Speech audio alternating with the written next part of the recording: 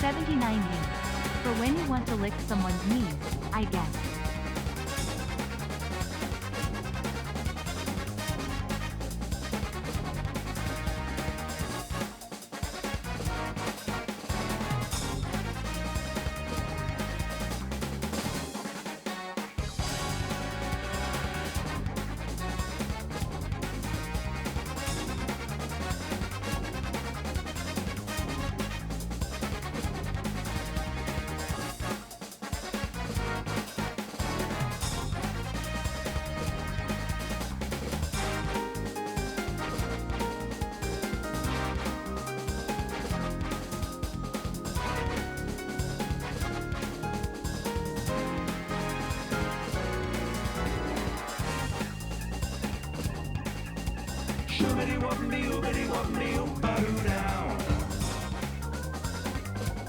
Is this the bronze match watch-along?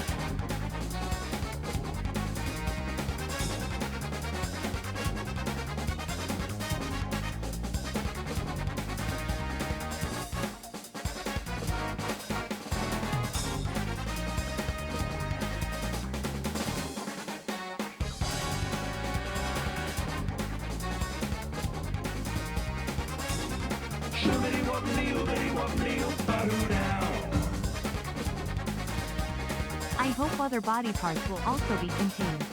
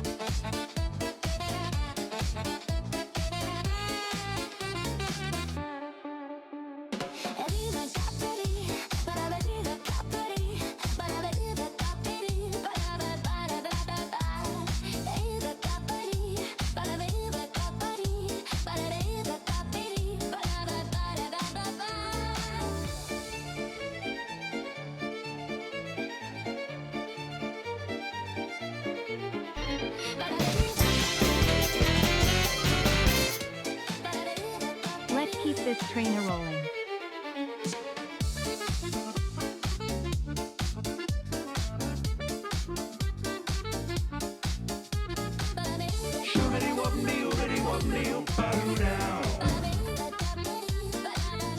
Train.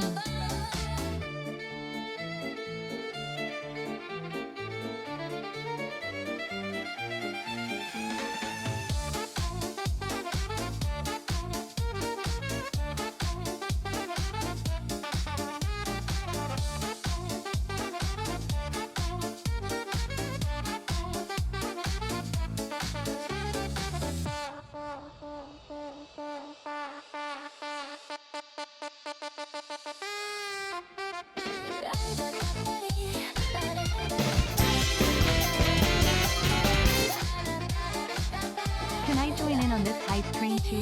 I like trains.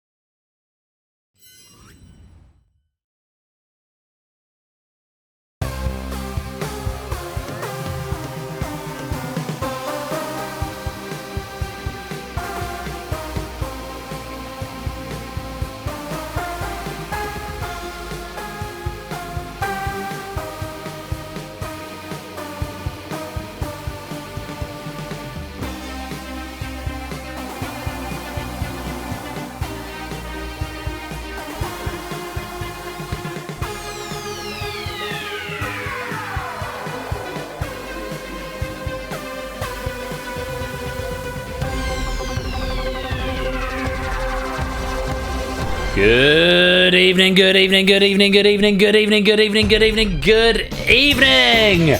And here's a message from our sponsor, Natter. Scrabble Tournament, DangerZone, the drain and front page. I'm getting so much brain work today. So much brain work. Thank you for the 100 bits there, Natter. Good evening, everybody. Welcome to the Game Night Season 22 finale. Hope you are all doing well and keeping cool.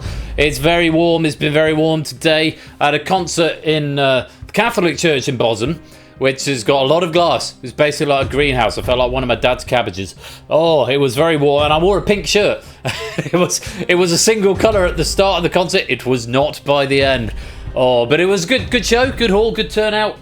I think we may raise some lovely money for charity. So, yeah, all is well. I hope you are keeping well as well. It is the final episode of Season 22. What a season it's been. I'm just going to relax, sit back in my chair, because I can do that. Come here, microphone. And here's a message from our sponsor, TVP. One letter away from a really naughty or marine word. Well, yes, quite. I appreciate you censoring it, TVP, and I'm very grateful to you for the 100 bits as well. Also to Proogs for the 100 bits, to Dev for the 52-month resub. Train indeed. Puzzle Dan, thank you for the 100 bits. And is that everything from tonight?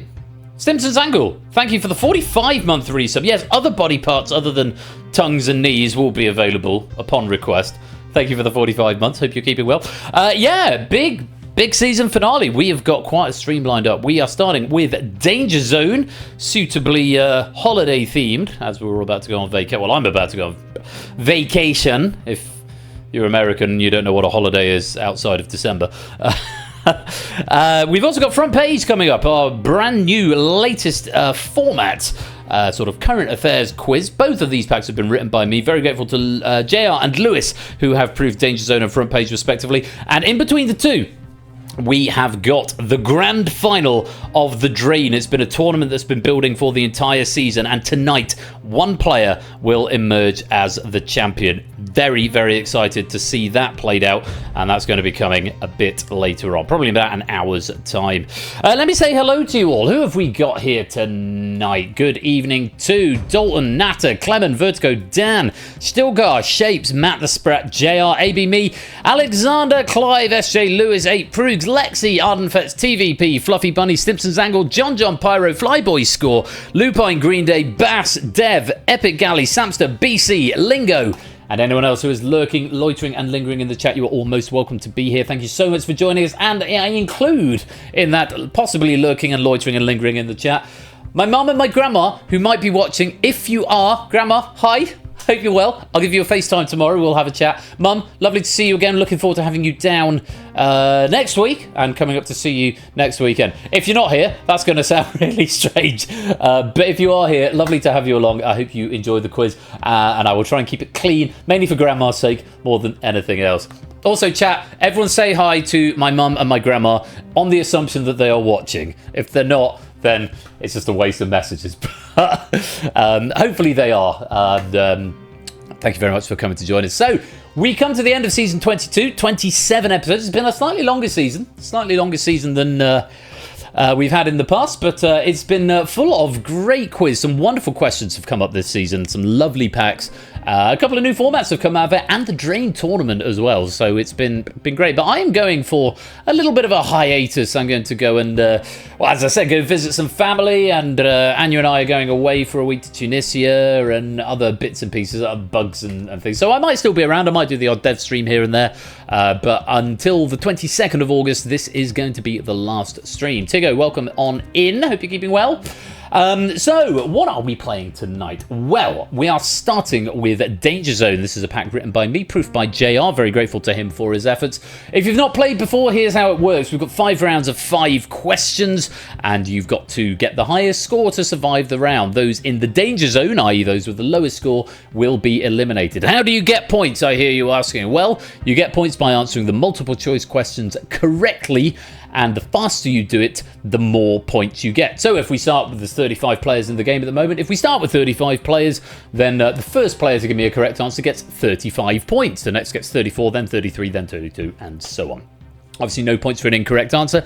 Along the way, you have got 2 helps that could help you out. You can go for a nerf, which will get rid of the question and give you a flat rate of half the number of players divided by 2. So if there's 20 players in the game and you nerf the question, you get 10 points flat rate, no questions asked. You can also multiply the question. This comes in as an option. You can press the ×2 button, and that will double the points that you would have normally got for that question. So if you're the first to answer with 35 players, that 35 is doubled to 70. You can use both, you can use either help in each round, but you cannot use both. Once you've used one, the helps are unavailable. They don't stack, so use them or lose them. That is the idea of the game.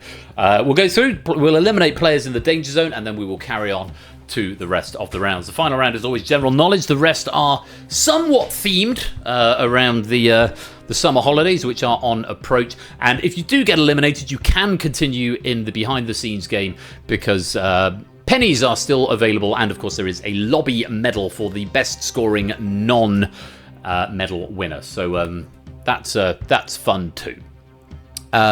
Yeah, I think that's about it.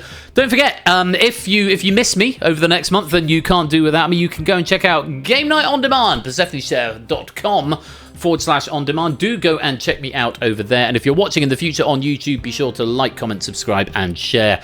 But yes, you can go back and catch every episode of Game Night, going right the way back to Season 1 for some quiz, which may or may not be out of date at this point. In the interim, if you want to just come and chat with me or just generally join the community, you can come and join the Discord right there. Over the course of this episode, you can suggest the raid message, which will also function as the episode title. Do type a message into chat preceded by a hashtag. You can give me 3, and I will pick my favourite later on. DangerZone.com. You can go check your penny bank because we are doing the penny prize draw towards the end of the evening, and we will be converting those pennies into real prizes. You need at least 10,000 pennies to be entered into the draw, and then you get one ball in the lottery machine for every 10,000 pennies that you have. If you want to play this game, you need the universal controller and you need the room code, which is CWMM. Welcome on into the game, Tom and Conradlak. Good to have you here. That is, I think, all of the housekeeping. I want to get cracking on with the quiz as quickly as possible. Conradlak, haha, Aphrodite joins the chat. Hey, Mum, where are you? I've just seen a message has come in. Let me see if I can see you in the chat. I can't answer. Hello from Mum and Grandma. There we go. Mum and Grandma are here. So my mum is Aphrodite772, just to dox you in front of all my online friends. And Tom, welcome to the stream as well.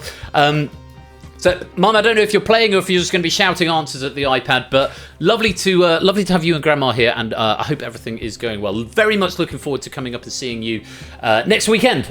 I will be driving up. So I'm driving up to see my parents. They're up in Staffordshire, so they're about 4 hours away from where I am. But driving up next Friday after work and spending the weekend with them. And then I'm kidnapping my mum. She's coming back down with me, and she's coming to stay down here for a few days. So we're probably going to go to the theatre and the beach and other nice things that you do when you're in Sussex. So, Mum, thank you. Shouting answers to the iPad. That sounds like a good plan. Well, do enjoy them. All of these questions have been written by me. So I hope you and Grandma are sitting comfortably because we are going to have some lovely quiz. I don't want to suspect this about me talking to Mum and Grandma.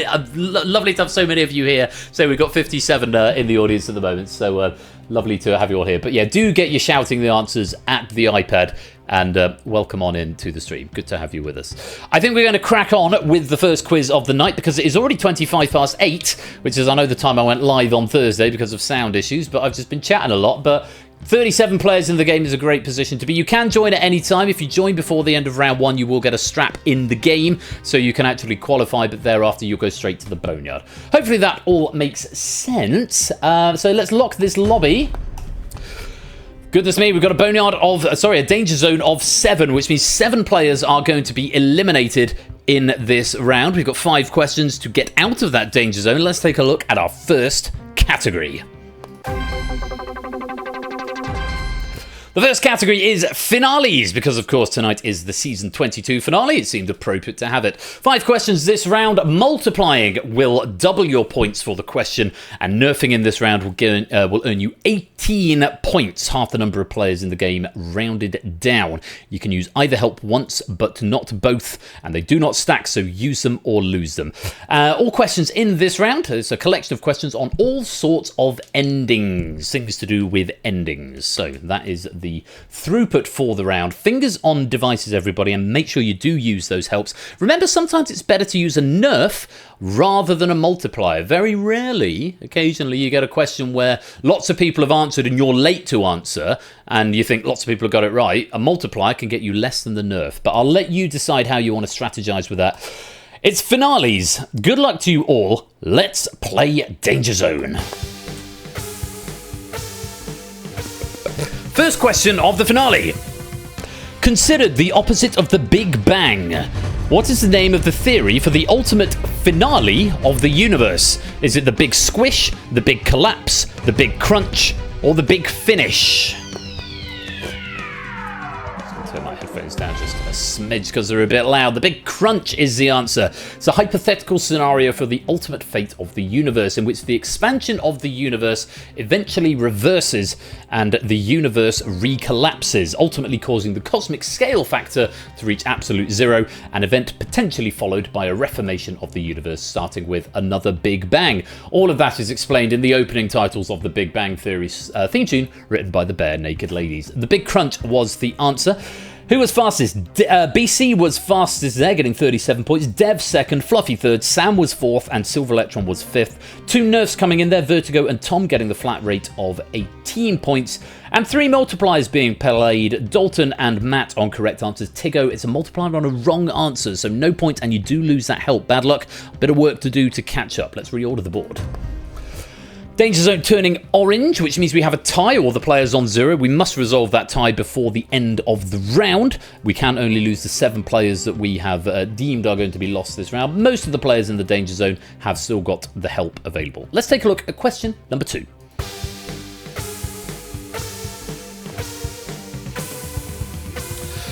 With the finale notably being used as the main theme of the 1995 movie Babe, which French composer's Third Symphony is colloquially known as the Organ Symphony? Camille Saint-Saëns, Claude Debussy, Francis Poulenc, or Gabriel Fauré? Da da da da da da da da da.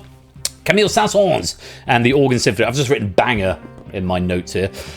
Camille Saint-Saëns wrote the Organ Symphony. Debussy is not famed for his orchestral music. He wrote a bit, but he's more famous for his piano music. Likewise, Poulenc. Gabriel Fauré wrote a lot of choral music, a few bits for piano, a couple of bits for orchestra. But Camille Saint-Saëns is the answer we wanted there. Not as many getting it right, and JR being proven right. He said he reckons about 2/3 will get this wrong, and that looks probably about right. Top 5, AB Me was fastest. Clement was second, and with a multiplier, doubling up to 72 points there. Well played, Clement. Alexander was third, Clive was fourth, Dalton was fifth. Just the 2 multipliers, Clement and Lexi. Both on correct answers, doubling the points. Quite a few nerfs on there. Stilgard, Dev, Flyboy, Epic Galley, Bass, Lingo, and Conradlac all playing the nerfs to the flat rate of 18. Let's reorder the board. No, I've said it once. You can go and watch the VOD if you want to hear me say it again, JR. On we go. Question number 3, fingers on devices. Take a look. And we've got a standard danger zone size at this point. Let's take a look at question number 3.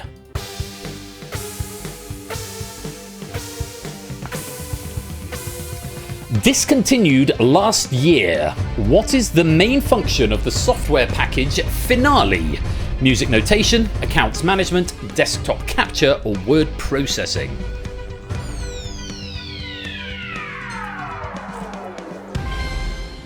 Music notation.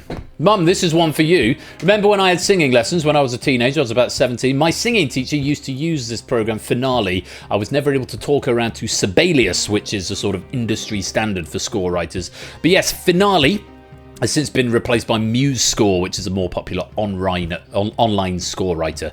Clive was fastest and doubling up under 2 seconds there. Clive, well done, 74 points. A run second. Green Day and Jogging third and fourth, also doubling for 70 and 68 points respectively. And Vertigo was fifth. Just those 3 multipliers, Clive, Green Day and Jogging, all correct. And Dan nerfing for the flat rate of 18. Let's reorder the board. Okay, so that is the state of play with 2 questions to go. We've still got 7 players in the danger zone. 5 of them are yet to score, but 4 of those 5 have still got the help available. Clive is leading with 135. Dalton's in second. Clement is in third. Let's see if that changes as we go to question number 4. Arun Aromatics, welcome to the stream. Here's question 4.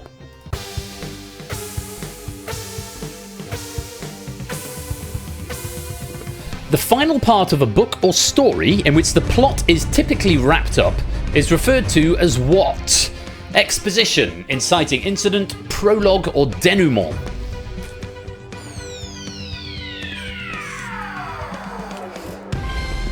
Most players getting this one right. It's the denouement. A prologue would typically be a precursor to the main action. Originally I had epilogue down, and JR convinced me that that might be a bit unfair, particularly in round 1. Replaced it with inciting incident. Exposition is what you have that develops sort of backstory and narrative. Prologue comes before. Inciting incident is like the thing that happens quite early on that triggers the events of the plot. The denouement is when everything comes together and the twist, if you like, happens normally in the denouement.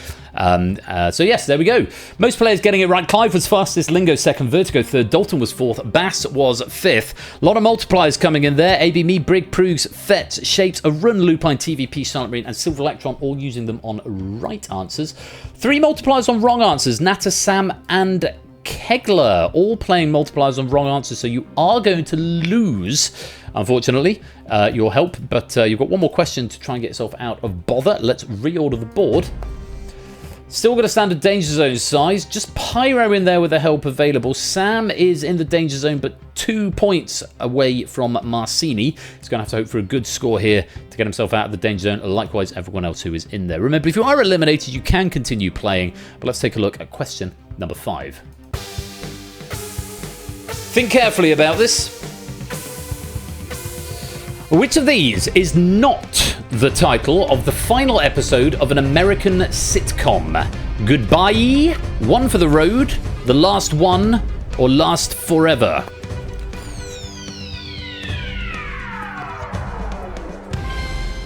time. Not many getting that one right. That was a tough question.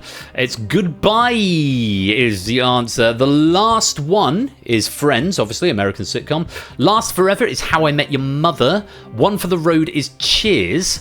And Goodbye is is from Blackadder, which is notably not American, but also technically not the final episode, because there was a special made for the Millennium. But it was, at the time it was made, it was the last episode. It was the last one of Series 4, but not the final episode, and also not American.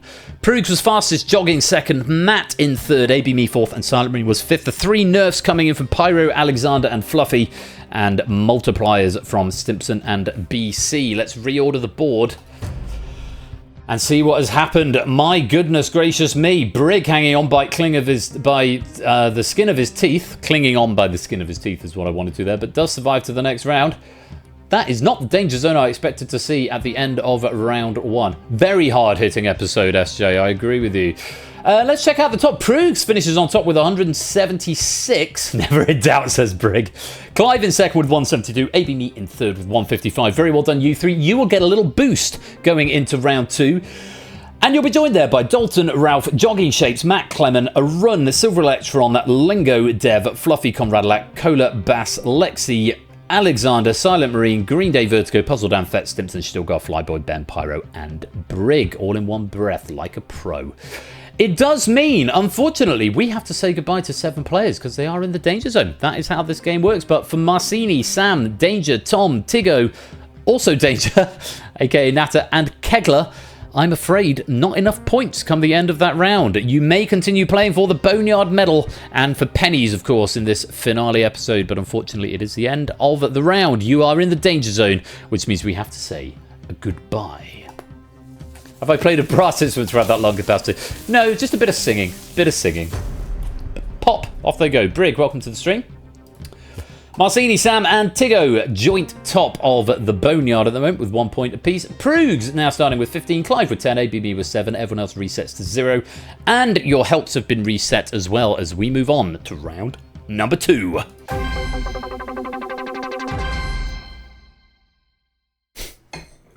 Gally be like, I just exploded. You did indeed. That's how this game works. Round 2 is holidays. 5 questions this round. Again, I've given you your helps back. Multiplying will double the points for the question. Nerfing in this round will get you 15 points. There are 30 players left in play. So multiplying will get you 15 points. 1, 2, 3, 4, 5, 6, 7, 8 players are going to be lost this round. We're going to lose 8 players in total. So get out of that danger zone if you want to survive. All of these questions are to do with holidays. Let's see how you get on. Good luck. Fingers on devices. Let's play Danger Zone.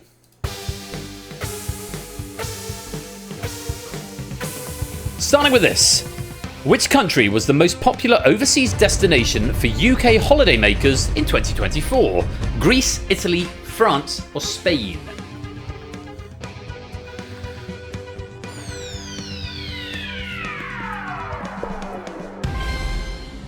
It's Spain. Data's not yet in for 2025, but Spain in at number 1, quite a long way ahead of number 2. 17.8 million visits to Spain in 2024. France is in at 2, 9.3 million visits. Italy at 3, 4.8 million visits. And Greece is in at 6 with 3.8 million. A run fastest, Fet second, Dalton third, Proogs fourth, and Lupine was fifth. Just the one multiplier coming in from Stimpson, unfortunately, on a wrong answer. So I'm afraid 00 is still 0. More work to be done. Let's reorder the board. We thought about booking Benidorm. My colleagues talked me out of it. Let's go on. Orange danger zone, which means we need to resolve that tie in the next few questions. Let's start with this one. Question number 2. Oh, Mum, Grandma, you'll know this one. According to Catholic doctrine, which of these feast days is not a holy day of obligation? The Assumption, Good Friday, All Saints, or the Epiphany?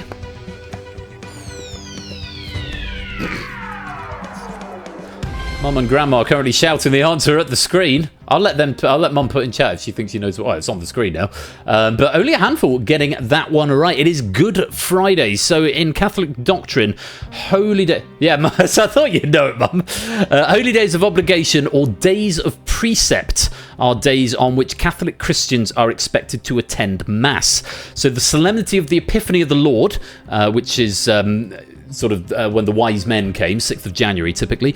The Solemnity of the Assumption of the Blessed Virgin Mary. The Catholics, much more so than the Church of England, take the figure of the Virgin Mary much more seriously. So when Mary was assumed into heaven, that is a holy day of obligation. And the Solemnity of All Saints, which is typically November the 1st, are all considered holy days of obligation according to the 1983 Code of Canon Law.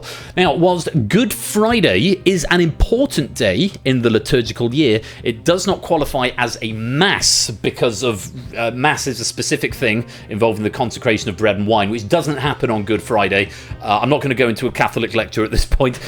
Good Friday is observed as a holy day of obligation in Indonesia, but not globally. It's the only country I could find that does observe Good Friday as a holy day of obligation. It's sort of optional attend church day, if you like, in the Catholic faith. Just the four getting it right. Dalton was fastest, Arun second, Alexander was third, and Proogs was fourth. Dan going for a nerf there, picking up the 15 points, and Vertigo going for a multiplier on a wrong answer. So more work to be done. Let's reorder the board. Proogs is in the lead with a very nice 69. Arun is in second and Dalton is in third. Still got an orange danger zone. We do need to resolve that. Let's see if we can do it on question number 3. Take a look.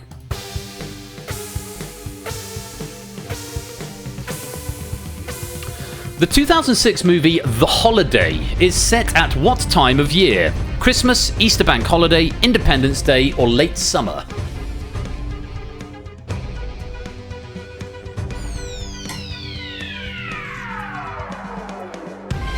It's more like it, a lot more green up there. Yeah, it's Christmas.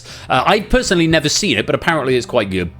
It stars Cameron Diaz and Kate Winslet as Amanda and Iris, two lovelorn women from opposite sides of the Atlantic Ocean who arrange a home exchange to escape heartbreak during the Christmas and holiday season. Bless her. My mum has just texted me saying Christmas. I don't know if that's making plans or she just wants to know that she knows. She texted me knowing that she knew the answer before it came up on display.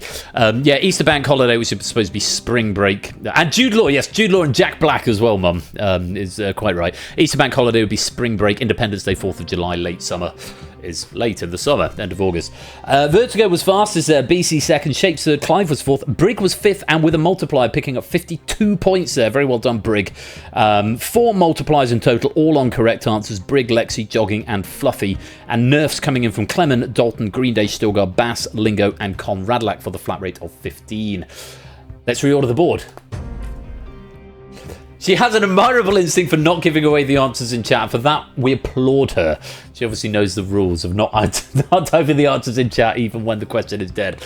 Okay, so we've got a standard danger zone size. 8 players in there at the moment. Because I can't type fast enough. Deb, Flyboy, Bass, Lingo, Green Day, Cola, Silent Moon, and Silver Electron. 5 of them have still got helps available. We've still got 2 questions on which they could use them. Arun's at the top, Jogging in second, Dalton in third. Let's go to question number 4. Take a look at this. I invite you to look at the wrong answers here before making your decision. Jazz musician Billie Holiday was born with what name? James Etta Hawkins, Norma Jean Mortensen, Eunice Kathleen Waymon, or Eleanora Fagan?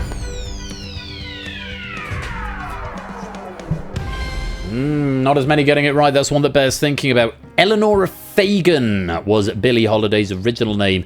April 7th, 1915 to July 17th, 1959. The wrong answer is Norma Jean Mortensen was, of course, Marilyn Monroe. James Etta Hawkins. Anyone? Etta James, perhaps? Yeah, James and Etta. James Etta was her full given name, but yes, her stage name was Etta James. Eunice Kathleen Waymon was Nina Simone, leaving Eleanora Fagan as Billie Holiday. And CJ, welcome to the game. You joined in the boneyard because the game is already underway. Shapes was fastest there and with a multiplier giving him 60 points. AB Me second, Fluffy third, Clive fourth with a multiplier. BC was fifth. 3 multipliers coming in there. Clive and Shapes on correct answers. A run on a wrong answer. And nerfs coming in from Fetz, Pyro, Matt, Silent Marine, Dev, and Flyboy. Don't want to risk 50-50 on that one. Hope next question is kind. Let's wait and see. Now, reorder the board first of all. Cola flying out of the danger zone. Still a help available. Shapes in the lead. Not a lot between it. Dev and Stilgar are safe above the danger zone. Flyboy and Vertigo are only a point into it. And Silver Electron, of course, with that help still available. Let's see what question number 5 brings. Take a look at this. UK TV. Which of these TV personalities did not host the long-running BBC TV series Holiday? Joan Bakewell, Jeremy Clarkson, Annika Rice, or Lawrence Llewellyn-Bowen? Did not present Holiday. It was Clarkson. It ran for 622 episodes from 1969 to 2007, with Lawrence Llewellyn-Bowen being the show's final presenter on the 19th of March 2007. Other presenters over the years included Jill Dando, Richard Whiteley, Des Lyman, Eamon Holmes, and originally Cliff Mitchellmore, who was the first presenter. A side note, I used to work for his son Guy for a while, just after I graduated. His son's actually a TV composer, and I worked as an admin assistant in his composition studio. It was one of my first jobs after graduating, which was a lot of fun. Well, a lot of fun is doing some heavy lifting there, but it was a job, so that was nice. Arun was fastest, Abimi was second with a multiplier for 58, Jogging was third, Shapes was fourth, and Dalton was fifth. Just the 3 multipliers there. Abimi, Silver Electron, and BC all correct, and nerfs from Prugs, Lupine, and Alexander. So yes, Clarkson, not really his thing. Holiday, sort of docudrama. Was it documentary, docudrama? Sort of real-life documentary sort of thing. I'm not quite sure. I never really watched it, but it was a very popular staple of British TV. Let's reorder the board, see who's going home and who is going through. It's a standard danger zone. Oh, Dev! Sneaking. I think we need to press the pain button, don't we, mate? Pain. Just sneaking in, and Stilgar as well, and Flyboy, all just a point behind each other. Who in turn, Dev in turn, is a point behind Puzzle Dan, who does manage to sneak to safety on 34. Does mean qualified players. Shapes finishes on top with 138. AB Me in second with 114. And a Run in third with 113. You three will get a little boost going into round 3. And you'll be joined there by Jogging, Dalton, Ben, Clive, Lexi, Prugs, Ralph, Brig, Fluffy, Pyro, Alexander, Matt, Cola, Conrad, Vertigo, Silver Electron, Fett, Clement, and just about Puzzle Dan, whose scores will all be reset to 0. Congratulations. We'll see you in round 3. Unfortunately, the name of the game is that we do have to lose players, and it does mean Dev, Stilgar, Flyboy, Stimpson, Bass, Lingo, Silent Marine, and Green Day. It is the end of the round. You are in the danger zone, which means we have to say goodbye.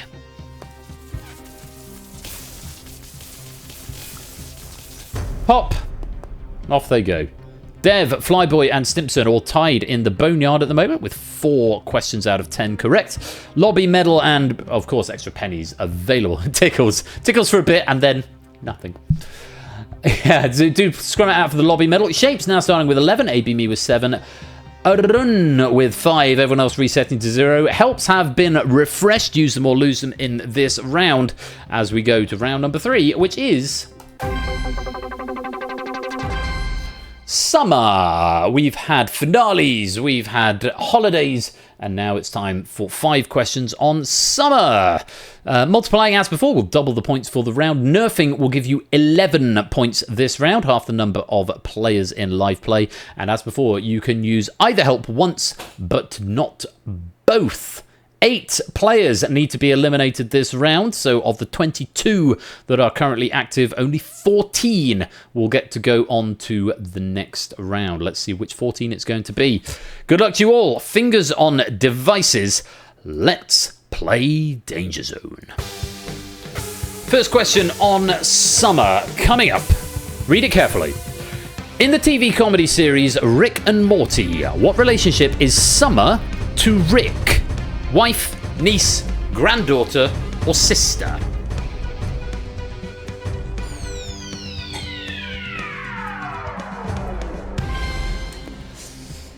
Summer is Rick's granddaughter. If you'll give me a minute. Rick is the father of Beth, who is the wife of Jerry. Together, they are the parents of Morty and Summer, which means Rick is Summer's grandfather. Very well done if you got. Not as many getting that as I thought would. And of the 3 who did get it, one of them was a lucky guess. Jogging was fastest with a multiplier for 44 points. BC second and Brig was third. Jogging the only multiplier there. 2 nerfs coming from Clement and Vertigo for the flat rate of 11, which means we're going to have a big tie in the danger zone after that. Look at that. We need to resolve that tie. We can only lose 8 players this round. Let's see if question number 2 is a bit kinder. Take a look at this.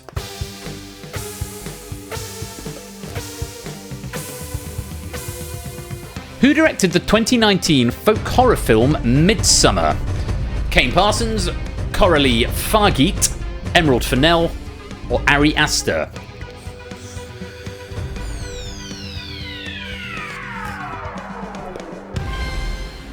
It's Ari Aster. It stars Florence Pugh and Jack Rayner. It's a bloody good film, though difficult to watch in some places, and it does go on a bit. It's about 2 hours 45. It's a long movie. Also, probably not as good as Hereditary, which was Ari Aster's previous horror film. The others have all directed horror or pseudo-horror films, with Kane Parsons directing the recent Backrooms film. Emerald Fennell directed Saltburn, which was not quite a horror, but it was sort of a drama, black comedy thing. More recently, Emerald Fennell directed Wuthering Heights, and Coralie Fargeet directed The Substance, which won a bunch of Oscars, including for Demi Moore and Margaret Qualley, I believe. Ari Aster was the correct answer. Clive was fastest, BC second, Jogging third, Fluffy fourth, Fetz was fifth. Just a 1 multiplier on a correct answer there. Well done to Lexi, doubling your points, and a nerf for 11 points coming in from Prue. So let's reorder the board. Yeah, Saltburn was a troubling film in many places. We still got a tie in the danger zone. Jogging is way out in front with 64. We still got a lot of helps available from our live players, though, so it's not over yet. Silent Marine, welcome to the stream. Let's go to question number 3. Yeah, Toni Collette in that film. It's a scandal she didn't win an Oscar. It really is. Summer of Love was a top 10 hit for which band in the year 2000? Hearsay, S Club 7, Five Ive, or Steps?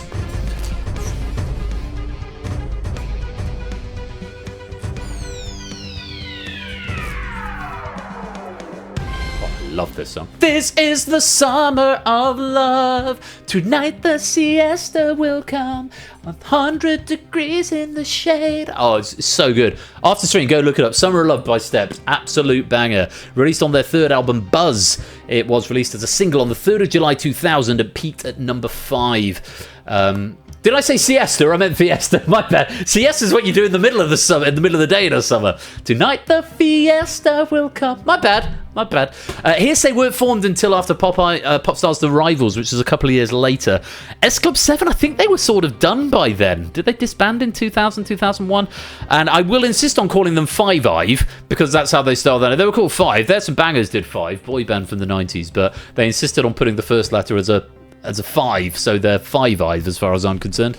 Clive was fastest, Shape second with a multiplier, Prug's third, a run fourth, and Brig was 5th with a multiplier. So big points there for Shapes and Brig. Just the 3 multipliers being played there, Brig and Shapes, and also Fluffy Bunny, but unfortunately on a wrong answer. Nerfs coming in from Dalton, Dan, and Matt the Sprat for the flat rate of 11. Let's reorder the board, see if we've resolved that tie. We have indeed. We've now got 8 players in the danger zone. Dalton, Clement, Puzzle Dan, AB Mikola, Alexander, Pyro, and Silver Electron. 5 of them have still got a help available. Do use it to get yourself out of trouble if you want to carry on to round 4. We have still got 2 questions. You might be able to get out of there without it. Brig leading the charge at the moment with 71. Let's go to question number 4.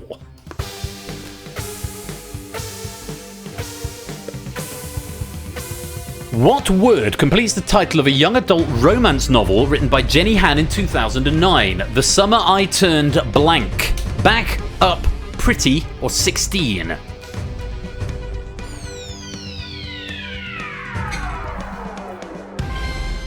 It's Pretty. The Summer I Turned Pretty. It's the first book of a trilogy, being followed up with It's Not Summer Without You in 2010 and We'll Always Have Summer in 2011. It was recently turned into an Amazon Prime video series, that was recently as 2022, where you may have heard it. I heard of it on, as most things that are not things that I necessarily watch myself, I heard about it on the Rest is Entertainment podcast. BC was fastest and with a multiplier, doubling up to 44 there. Lexi second. Arun was third, again with a multiplier, doubling up to 40. Clive was fourth, and ABMe, again with a multiplier, doubling up to 36, was fifth. 4 multipliers there. ABMe, Arun, Silver Electron, and BC, all of them correct. 2 nerfs from Lupine and Conradlac for the flat rate of 11. Let's reorder the board. Oh, we've gone back to a tie because Matt and Vertigo both have 27. We've got one question to resolve that here.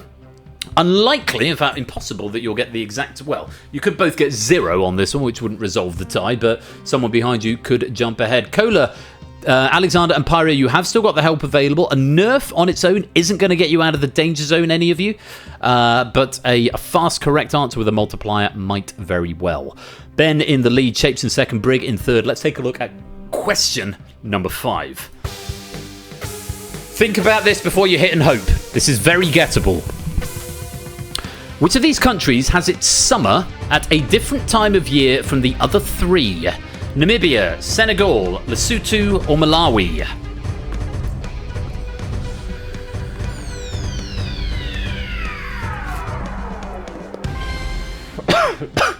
Summer, I turned mid. It's Senegal. Being a northern hemisphere country, has its summer broadly at the same time as Britain and the US, sort of July to October. Whereas Namibia, Lesotho and Malawi are all southern hemisphere countries who have their summers from October or November until April. Pyro was fastest and with a multiplier. Great play there, Pyro. That could well get you out of the danger zone. 44 points for that. Well played. Dan was second, Shapes third, Matt was fourth, and Alexander was fifth. Again with a multiplier, and again, Alexander, that could be getting you out of the danger zone. Silver Electron, Proogs, maybe Fluffy Bunny have something to worry about with you potentially getting out of the danger zone. A number of other players in the danger zone also getting it right, though. Let's see if there's been enough. Clive going for a multiplier on a wrong answer. And Fet's going for the flat rate of 11 with the nerf. Let's reorder the board and see what that's done to the scores. Pyro and Alexander, I hope this is good for you.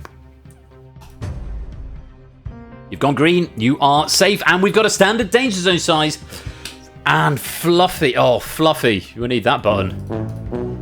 Oh, it's the same key. Love it. Fluffy missing out on safety by a single point. Cola doing his Cola strats and not using his help. I think that is... Cola is unique to that strategy. Doesn't tend to use his help in this game. But he got to round 3, which is pretty good going. Let's take a look at the top of the leaderboard. Shapes finishes on top with 104. A run in second with 90. Ben in third with 86. Very well done, you three. You'll get a little boost going into round 4. And you'll be joined there by Brig, Jogging, Lexi, Clive, Fetz, Proogs, Matt, Pyro, AB, me, Ralph, and Alexander. Goodness me, that's a stacked final. Well, it's not even the final yet. We've still got another round to go before the final. It does mean we have to lose 8 players. Great run from Fluffy, Puzzle Dan, Silver Electron, Clement, Cola, Vertigo, Dalton, and Conrad. But unfortunately, it is the end of the round. You are in the danger zone, which means we have to say goodbye. Yeah, wishing the game away. Night's young. That top 5 just telling me the final 8 will be very tight. Yeah, I know, right? Of course, Ben in the Ben, Shapes, a run and Jogging, all of whom, in fact, my God, this is really interesting. So we've got some pre-games going. So for those of you who haven't watched the rest of the season, we've been playing the Drain tournament this season, and the grand final is immediately after Danger Zone, and it is between Shapes, a run, Ben, and Jogging, who are currently... Shut up, Arun. Who are currently the top 4 on the Danger Zone leaderboard. So there's all sorts of meta going on here. This is now going beyond just Danger Zone. It's very exciting. I'm getting a bit warm, having a tropical moment. Anyway, Shape starting with 7, Arun with 4, Ben with 3, everyone else resetting to 0 with helps reloaded. Cola leading the Boneyard with 9 as we play on to round number 4. Off to the seaside we go, which is somewhere you may be visiting this summer. Mum, I know you're going to the seaside for a few days this summer because you're coming to visit your son down on the south coast, and I'm sure he will take you down to the beach to see the sea. My mum, living in landlocked Staffordshire, doesn't get to see the sea very often, so it's one of the reasons she's coming down. Is we're going to do some nice walks on the beach. But yes, we're going to have 5 questions about all things to do with by the sea. And collect stuff, of course. course, Colette said, Mum's got a new thing. Mum retired recently. She's picked up a bunch of new hobbies. She's got this activity group. She goes out and does stuff. She plays pickleball, and goes and visits historic architecture, a lot of churches and stuff. One of the things she's doing, like painting stones. So you can like take a stone, a nice shiny stone you find on the beach. You turn it into like a ladybird. She's done like ladybirds and bees, and they're really, really good. So we're gonna actually, when I go up, I'm gonna nick a few for the bathroom down here, I think. So yes, we're gonna go down to the beach and collect some stones. As before, 5 questions this round. Multiplying will double your points for the question, and nerfing in this round will give you a flat rate of 7 points. There are 14 players left in play, and as before, you can use either help once this round, but not both. So use them or lose them, they won't stack. In fact, you don't get any helps at all going into the final, so make sure you do use them to maximize your position in this round. Top 6 going through. Davidovich, Brisbane, welcome both of you to the stream. Top 6 going through to the final. I don't want to know what's going to happen if our 4 Drain finalists get through to the final. It's going to be pandemonium then, but let's see what happens. Good luck. Let's play Danger Zone.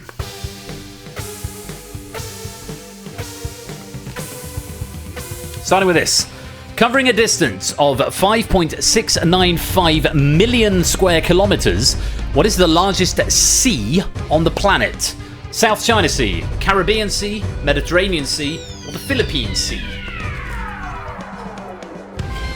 Tough one to start with. It's the Philippine Sea, and I have to say that's quite big considering I've personally never heard of it until I looked it up. South China's in at number 6, which is the next largest, a paltry 3.5 million square kilometres.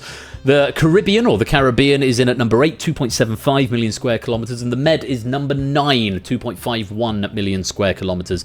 Yeah, the Philippine Sea is well big, 5.7 million square kilometres. Only 2 getting it right. Alexander and Shapes in that order for 14 and 13 points. No helps being used. Let's reorder the board. Unsurprising to see a big tie there, but we've still got 4 questions to go. Let's take a look at question number 2. I like this question.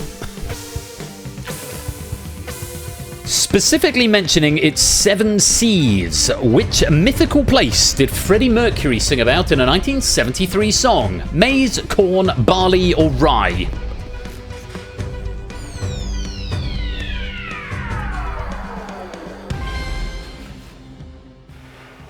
I'll take you to the 7 seas of rye. Of course, it's rye. Like, Mum's got this one. Mum's texted me saying rye. It's spelt with the H, though, so I thought it would be funny to make maize, corn, and barley spelt incorrectly. Now, apparently, rye is a mythical utopian fantasy realm created by Freddie Mercury and his sister Kashmira during their childhood.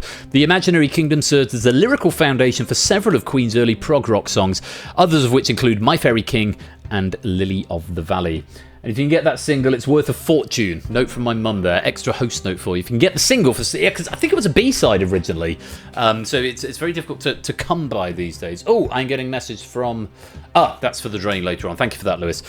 Lupine was fastest with a multiplier, doubling to 28. Briggs second with a multiplier, doubling to 26. BC third, Shapes fourth, AB Me fifth. Just those 2 multipliers from Brig and Lupine on right answers. Let's reorder the board. Okay, standard Danger Zone now. We've got 6 players in the green. Shapes, Ralph, Brig, Alexander, Ben, and Arun. Not jogging at the moment, but a lot of that can change. Everyone in the Danger Zone has still got helps, as have a lot of players in the green part of the board. Woollyback, welcome to the stream. Let's take a look at question number 3.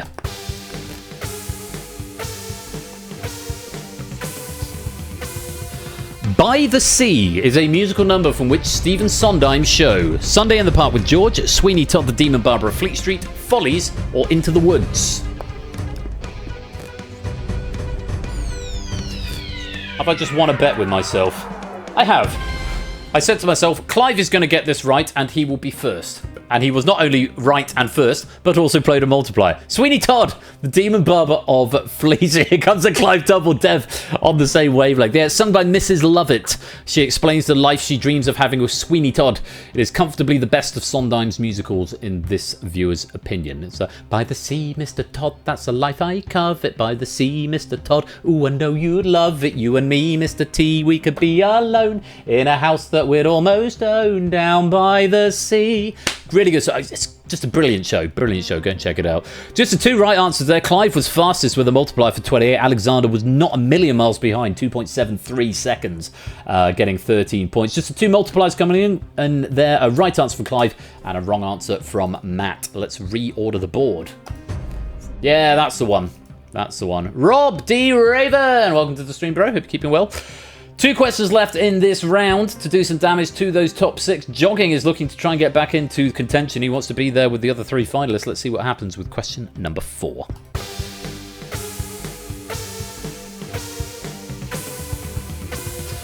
Famous for signing all documents with the letter C in green ink, Captain Sir Mansfield Smith Cumming was the first head of which intelligence agency? MI5, MI6, CIA, or NSA? It's MI6. You could have got that down to a 50-50 by dint of the fact it's the most British name in the history of these Fair Isles, and CIA and NSA are both American intelligence agencies. MI6 deals with foreign intelligence, MI5 deals with domestic intelligence, in case you ever wanted to know the difference. So MI6 deals with, intelligence gathered from overseas, and MI5 is intelligence locally within the UK. Fun fact, he became known as C within the Bureau, and apparently Ian Fleming nicked this idea for M in his James Bond stories.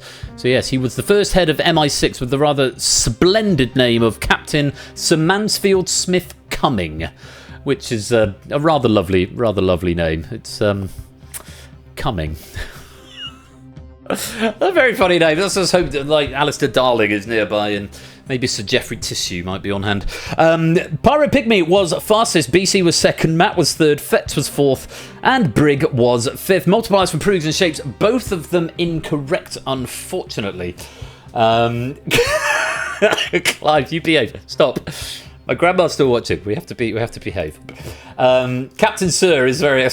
yeah, I know. Let's reorder the board before we draw attention to the smut I'm partaking in on this stream. Ralph at the top. Ralph and Brig are tied at the top.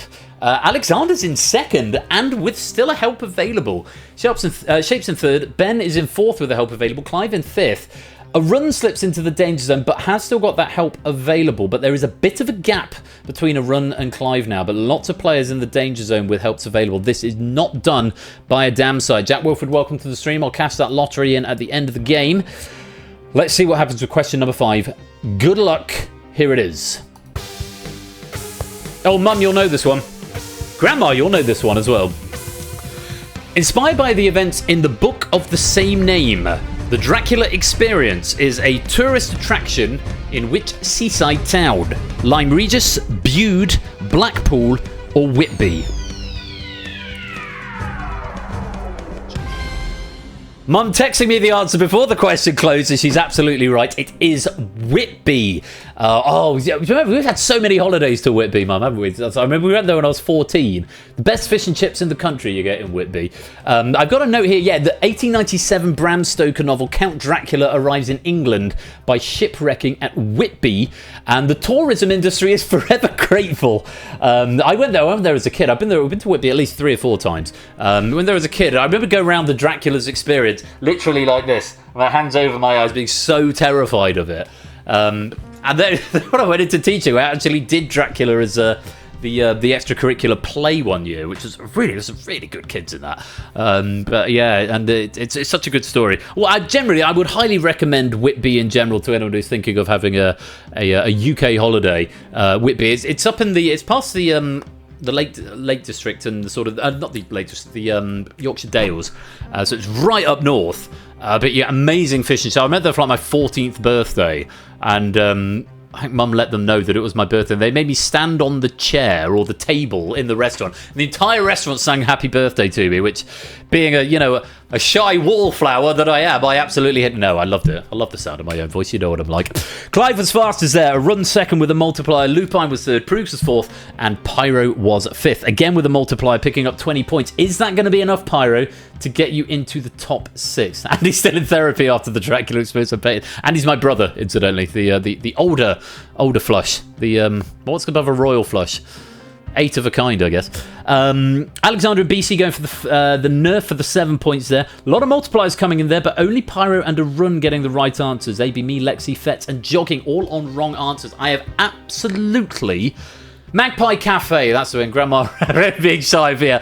I was never shy. Never been shy. Let's see what this has done to the score. I've genuinely no idea what's going to happen here. So let's reorder the board and find out. We've got red. We haven't got orange. There's no tiebreakers here. And look at this. We have got our 6 finalists in the shape of Ralph, Arun, Brig, Clive, Alexander, and Shapes. Only 2 of the players who are in the Drain final have made it to the Danger Zone final. That is Arun and Shapes. Ben and Jogging are going to have to wait their turn for the Drain to win one of tonight's games because they have just missed out. Ben missing out by just 3 points there, but Shapes just pressing the advantage. It does mean our finalists are Ralph, Arun, Brig, Clive, Alexander, and Shapes. We will see you in the Danger Zone final in just a moment. But a great run for the 8 players being eliminated here. Ben, Pyro, Matt, AB, me, Prugs, Fetch, Jogging, and Lexi. Great run for you, but unfortunately that is the end of your game. Thank you very much for playing, but it's the end of the round. You are in the Danger Zone, which means we have to say goodbye.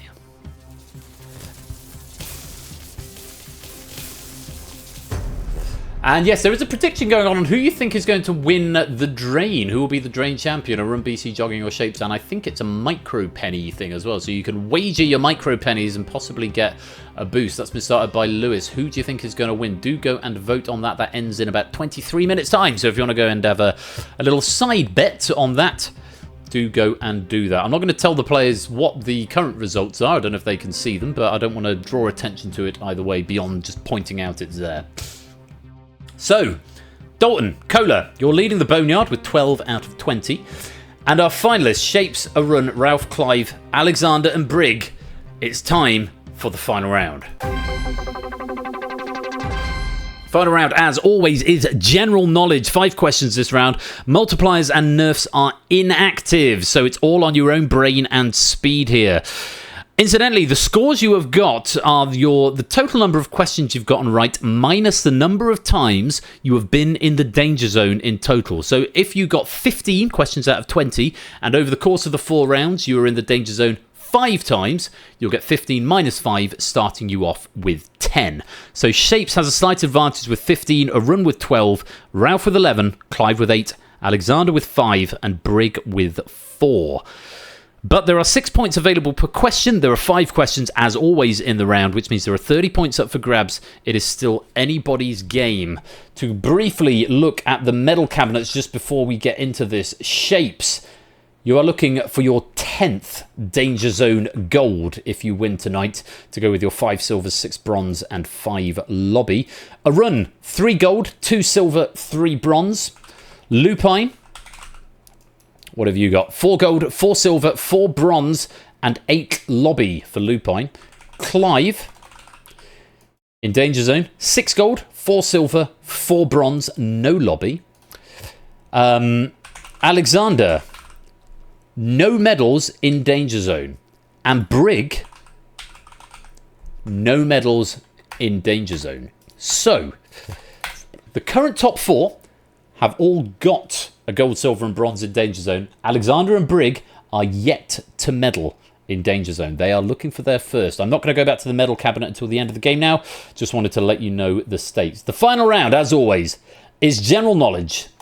Good luck to you all. Let's play Danger Zone.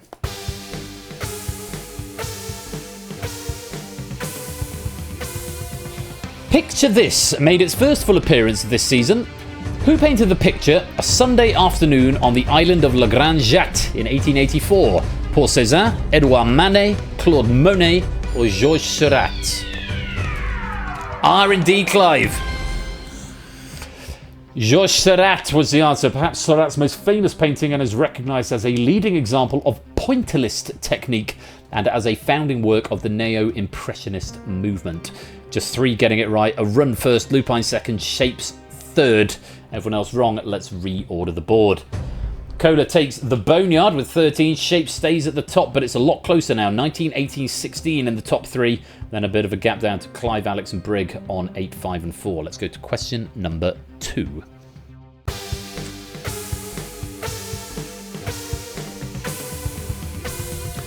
The Drain featured quite prominently this season. Which actor infamously delivers the line, "I didn't kill my wife," while standing in a drain in a 1993 action film? Harrison Ford, Arnold Schwarzenegger, Bruce Willis, or Tommy Lee Jones? Or E. Patton Oswalt, indeed, Sam. Not Sunak. Could be Sunak. Dear.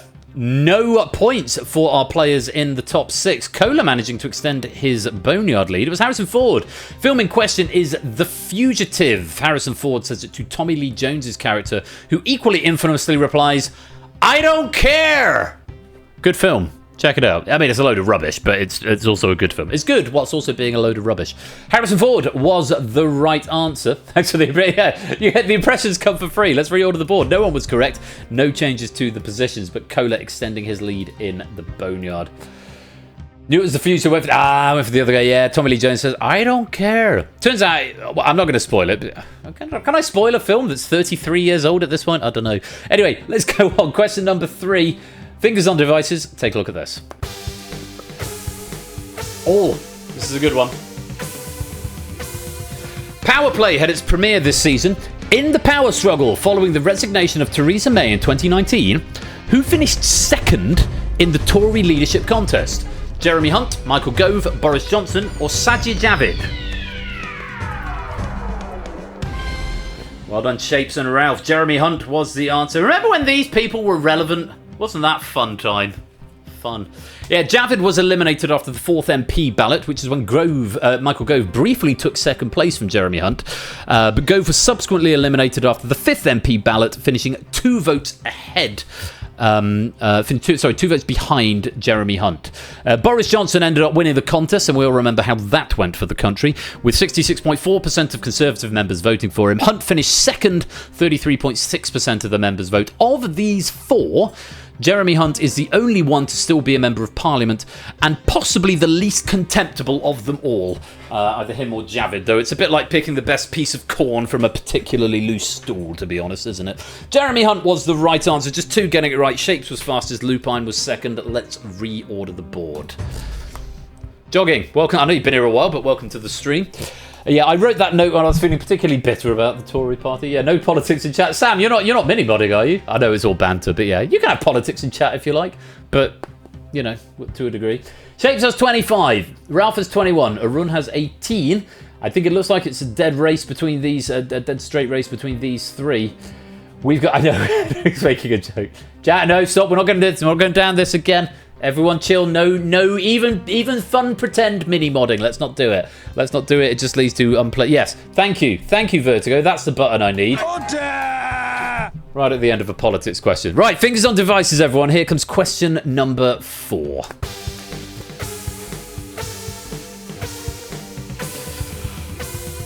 Data leak won the Game Night Bracket 2026. Which game engine reported a security exploit in October 2025, leading to millions of games having to be patched? Godot, Unreal, Unity, or Game Maker?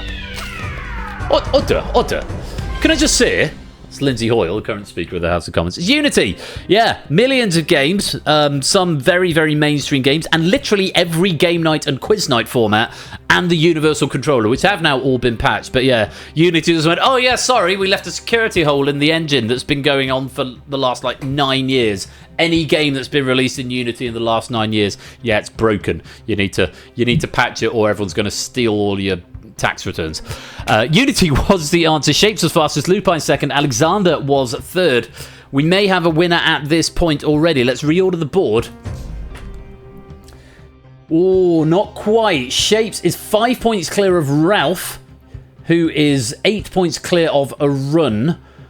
So Arun, I think you're guaranteed the bronze. It's not very often we get a guaranteed bronze in this game, but Arun cannot be caught by the players behind him, but cannot surpass Ralph.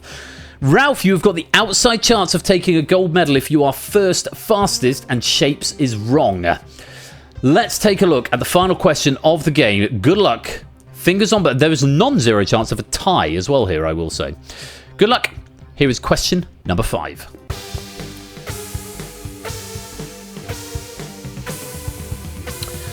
Front Page had its pilot episode this season. Who was on the front page of Time magazine in December 2025? Donald Trump, the architect of AI, Taylor Swift, or Volodymyr Zelensky? And there we have it all over. It's the architects of AI. Trump was on the front page in 2020. I've said 2026 and 2024. That might be wrong because we haven't had 2026s yet. Swift was on the front page in 2023, and Zelensky, along with the Spirit of Ukraine, was on the front page in 2022. 2025 highlighted the architects behind the rapid development of artificial intelligence AI technology, resulting in the AI boom that in 2025 dominated tech development. The feature spotlights Sam Altman, CEO of OpenAI, Dario Amodei CEO of Anthropic, Demi Hassabis, CEO of Google DeepMind, Jensen Huang, CEO of NVIDIA, Fei-Fei Li, known for establishing ImageNet, Elon Musk, CEO of XAI, Lisa Su, CEO of AMD, and Mark Zuckerberg, CEO of Meta Platforms, and Douchebag. You can append that to any of the above. Lupine was fastest, Shape second, Brig third, Arun was fourth. I don't think it's going to make much difference. Let's reorder the board for the final time and we can check out the final scores of the game. Zeus, welcome to the stream. And it is Kola who is going to take the Boneyard medal with 16 correct out of 25. A great achievement there, Kola. How many Boneyard medals have you got now? Lots. Lots is the answer. 17! Kola picking up his 17th Boneyard medal for DangerZone. Very well done. It's a bus home for Clive, Brigg, and Alexander, finishing on 8, 8, and 9, respectively. Well done on making it to the final and getting to see every question in live play, but unfortunately no medals tonight, but I hope you've had fun. It's a bronze to Arun with 21. It's a silver to Ralph with 32, but your winner of DangerZone tonight with 36 points, it's Shapes.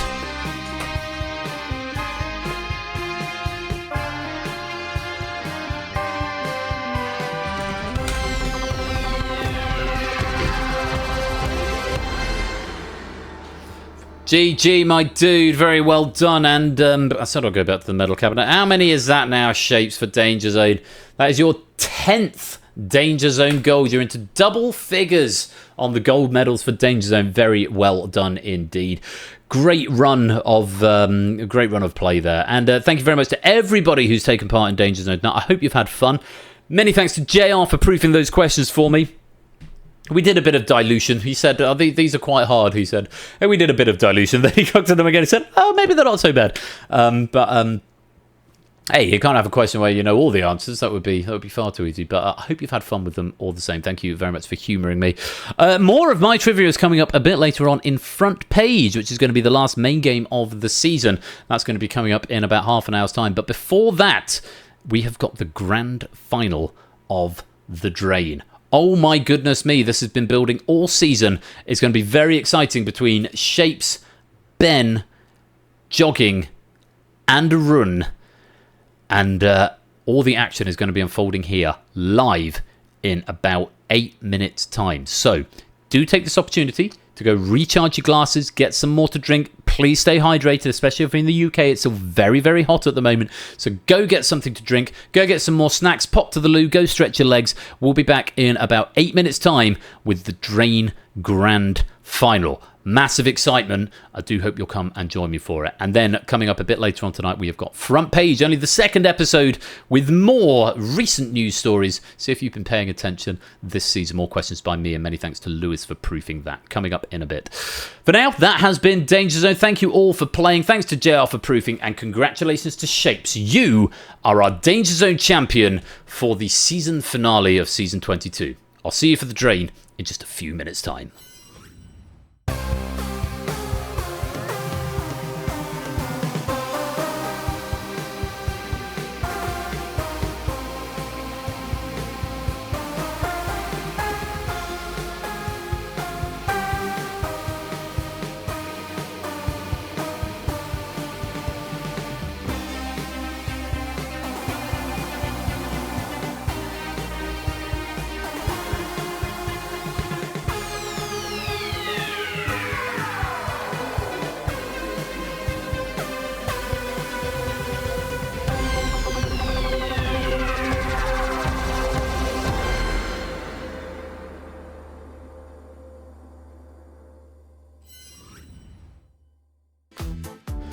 More electro swing vibes for you, and let's have Shapes Gone Done It.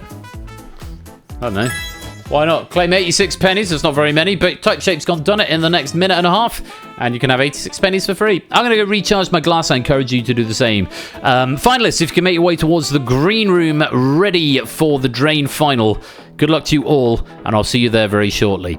Everyone else, get some snacks, pop to the loo. You don't want to miss what's coming next. Don't touch that dial. We'll be right back.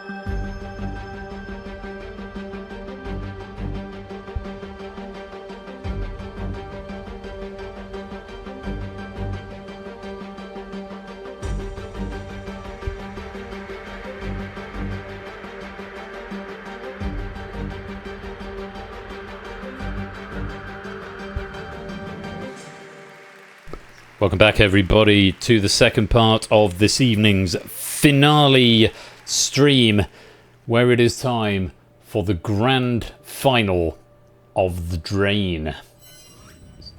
This tournament has been going on since the beginning of the season.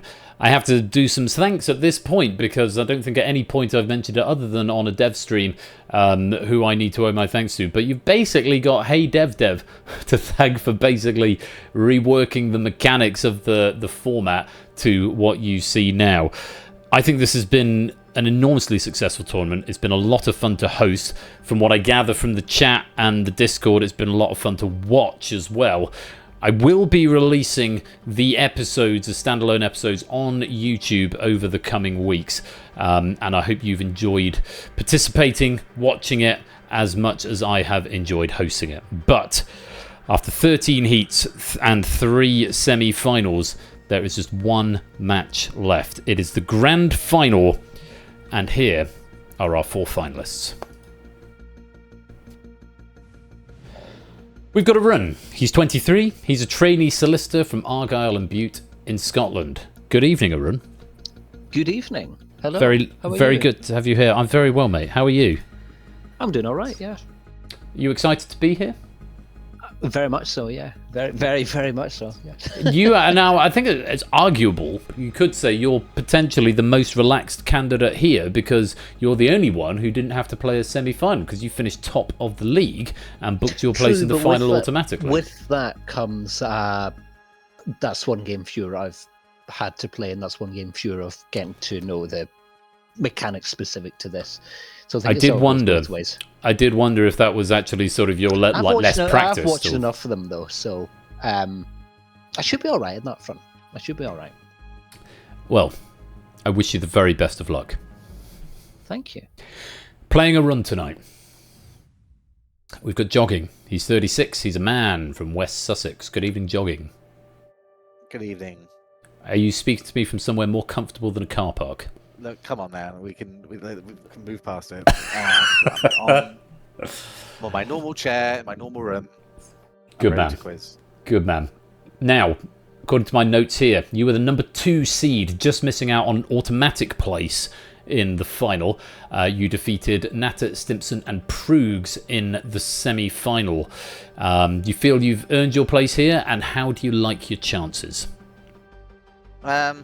Well, I have an advantage in that I'm on the same competitive quiz team as Arun and Shapes. They don't have that advantage over me because I'm bad at quiz. But I know their strengths and weaknesses, so maybe that will come in handy in this game. Jogging, not in a buzzer quiz, but no. You never know.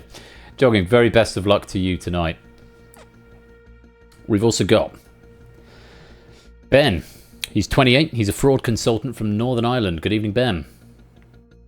Good evening to you as well. Lovely to have you here. Now, you do not have the esteemed honour of being on the same quiz team as the other 3. Do you think that disadvantages you? Does that disadvantage you?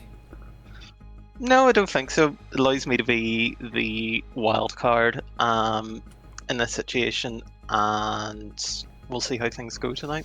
Do you think you get an advantage given that you wrote a huge number of questions for the database? Obviously, I will say for full transparency, none of Ben's questions are in tonight's stack, but given you wrote a lot of them, do you think that gives you an advantage or not really?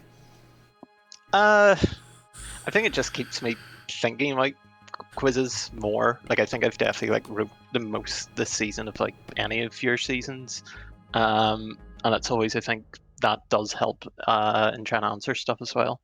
Well, it's not been ungratefully received. It's been a huge help for the database, and it's been lovely having such a volume of questions from you. I'm just saying from my notes here that you were the number 3 seed, and you defeated Ralph, Jerry, and Vertigo in the semi-final. So Some stiff competition along the way. How do you like your chances tonight? I mean, all three of them are really good. I mean, like, I know Shapes and I worked together last week on Secret Fortunes, so it's a bit weird having to play him this time. But I think it'll be a close one. Wishing you the very best of luck. Our fourth player is Shapes. He's 44. He's an admissions administrator from London in the UK. Good evening, Shapes. Good evening. Lovely to have you back here again. We've sort of been chatting a lot because you had your 2 heats and then you were the number 4 seed defeating Colin, Clive and Alex in the semi-final. I can't be the only one who was thinking that was a real barn burner of a semi-final last week. Wasn't it? Did you feel it as well? Yes, especially in the conditions when it was like 40 degrees. It's a billion degrees, wasn't it? And that final face-off with I think with Alex as well, and you got down to the last 2. That's something they're going to talk about for a long time. So you feel like you've earned your place here in the final? I think I have. I think I've very much taken the scenic route compared to everybody else. Hey, some people like taking the long route home. Final question for you, Shapes. How do you rate your chances tonight against such fierce competition? God, I've got no idea, actually. It's like everybody's got 3 perfect games behind them this time, so this is going to be the toughest of all the games I've played throughout the competition, so no idea which way it's going to go. I think your rivals would probably agree with that sentiment in terms of the toughest game, and I, for one, am here for it. Shapes, wishing you the very best of luck. Thank you.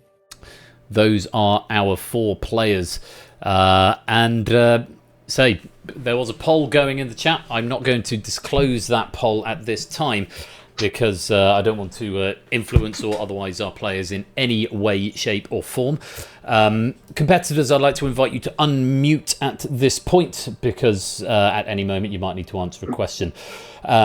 Just for transparency, I have got JR and Lewis here in the chat with me. If I need to go for a pause or an adjudication at any point, I will ask them specifically and we'll do a tape stop, we'll make a ruling and then we'll continue the game from them. But they are here just so that if there are any emergencies, they can happen immediately and in real time. The rules are the same as they have been all tournament. 150 points per player on their podium. Once the question goes live, the points will drain until somebody buzzes in. They drain onto the backboard, accumulating all points from all podiums. If you buzz in and you get it right, you collect all the points. Once you hit 200 points, you are locked out, but you are through to the next round. The first 3 players to get 200 qualify and move forward, and the one left over gets eliminated. Simple as that. I can only accept the first answer, and wait for me to say your name before you answer in case there's a race case on the buzzer.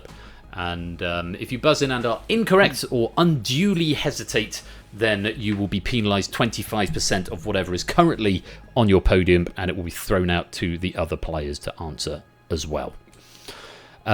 Absolutely no spoilers in the chat. Please, alerts are muted at this time, so there won't be any interruptions, so everyone can concentrate. And one final note is that none of these players has the question in front of them. They do not have access to the broadcast graphics. They are not watching the stream. They only have the words coming out of my mouth to piece together the answer, so I'll be reading very, very carefully. All to play for are 4 finalists for the drain who've done a tremendous job to get here, but only one can emerge the winner, and we'll find out who that is in about 25 minutes time. Good luck to you all. Good luck. Let's play. Good luck. Good luck. Starting with this. The drink Guinness originated in which Shapes? Ireland. Correct. Swordfish Trombones, Rain Dogs, and Frank's Wild Years. Jogging. Frank Zappa. Incorrect. Are albums by which gravel-voiced singer? Shapes. On weight. That's the one. In chemistry, what term is used to describe a molecule composed of monomers? A run. Polymer. Correct. Which celebrity couple got married at Madison Square Garden on the 3rd... Ben? Swift and Kelsey. Correct. Skegness, Grimsby, and Cleethorpes are coastal... Arun? Lincolnshire. Very good. Mo Green, Johnny Fontaine, Tom Hagen, and Fredo Corleone are characters in what film? Ben? Godfather. Correct. Lumbini in Nepal is the birthplace of which spiritual... Jogging? Dalai Lama. Incorrect. Leader. Ben? Buddha. Is the right answer. Featuring songs such as Whenever, Wherever, 2000... Jogging? Shakira. Correct. Born in India, who is known for his works including Gunga Din, If... Ben? Rudyard Kipling. Correct. In a title of a song by Madness, the words Night Boat 2 are followed by the name of which capital of Egypt? Jogging. Cairo. Correct. Which royal dynasty, originating in Anjou, ruled England from 1154 to 1480? Ben? Plantagenet. Very good. Which Olympic field event features a metal ball attached by a... Jogging? Hammer throw. Correct. In theatre, what are the unseen areas either side of the stage? Ben? Wings. Correct. Since the late 90s, the CES Technology Trade Show has been held annually in which US city? Ben? Las Vegas. Correct. Good fight. Very good one. Very good fight on the say. Shapes and a run getting out early and leaving a scrum between Ben and Jogging there. 14 questions is what it took, but Jogging, that is going to be the end of your journey. You finish in 4th place, but you leave with your head held high. A couple of wrong answers in there, but making Ben work for it towards the end. Would you like to say a few words at the end of your journey? Well, I prepared, before the tournament started, I prepared some, stinger sort of comments if I ever went out. But that didn't really happen. So I've got one here. Down the sinkhole I go. Down the sinkhole you go. An appropriate stinger indeed. Jogging, you've been a read message. You've been a fabulous contestant, playing from all different parts of the country to be here, and it's been great to have you here. But I'm afraid your journey does end here. Thank you very much for taking part in the Drain tournament, and we'll see you a bit later on. Thank you. Jogging leaves us, and then there were 3: Arun, Ben, and Shapes. Move on to round number 2. Exciting start, bit of a battle between Ben and Jogging there, but it is Ben who prevails, leaving just these 3: Arun, Ben, and Shapes, moving in to round number 2. We'll take the 600 points, we'll split them 3 ways. That's 200 points apiece. On your podium, you are now chasing 300 points. Once you hit 300, you'll be locked out and through to the next round. Very best of luck to all 3 of you. Let's play.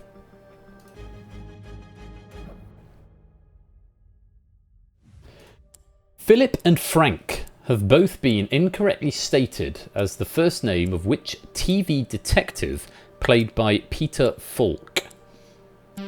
Arun. Colombo? Correct. What name is shared by the currencies of Mexico, Argentina? Arun? Peso.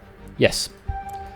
As of 2026, how many FIFA Men's World Cups have Scotland won? Arun? None. You would know. Which actor plays the title role in the Apple TV Plus series Ted Lasso? Ben? Jason Sudeikis. Correct. The singer Roberta Flack had what middle name? Shapes? Pass, sorry. Shared with arguably the most famous queen of Egypt. Ben?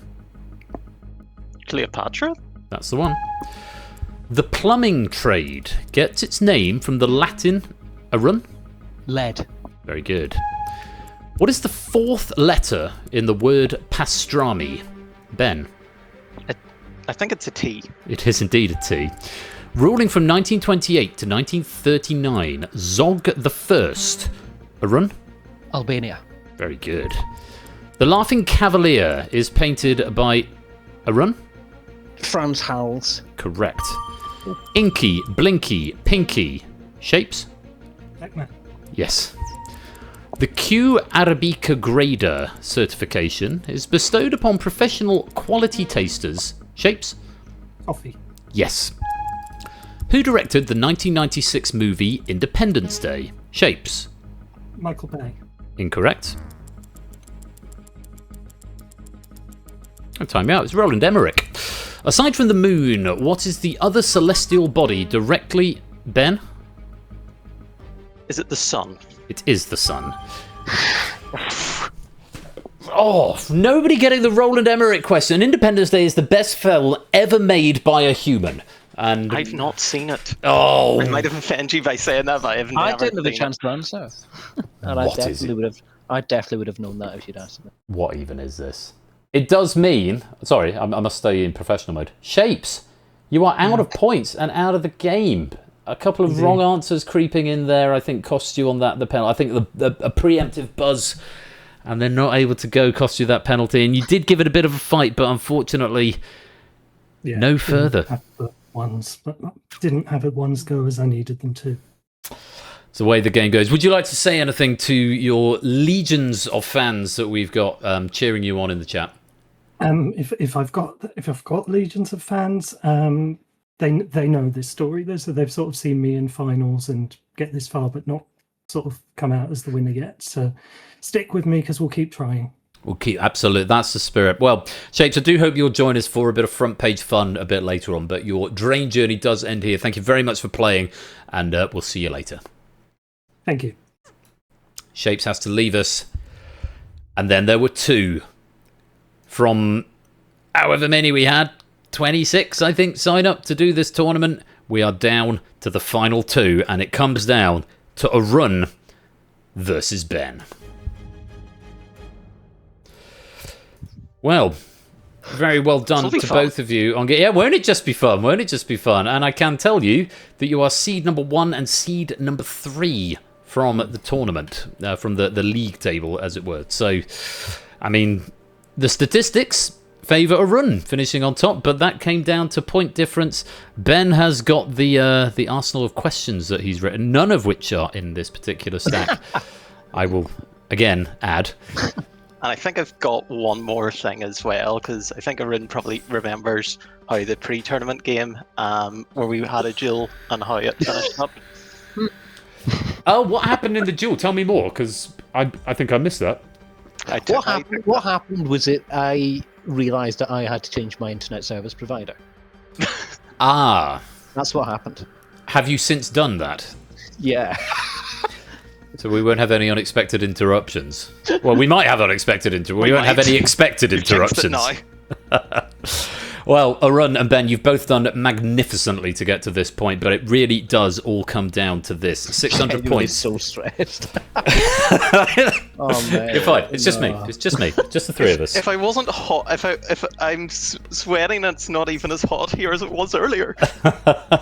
Just ignore JR and Lewis being silently in the room, and ignore the 63 viewers that we have on Twitch, and the probable hundreds of viewers that we'll have when this gets uploaded to YouTube. For now, just the two of you and me answering questions. Just keep your focuses, both of you. I'm not saying this because I have a dog in the fight, but I just want you both to keep absolutely cool and give your best game. 300 points apiece. You are now chasing all the marbles. 600 points.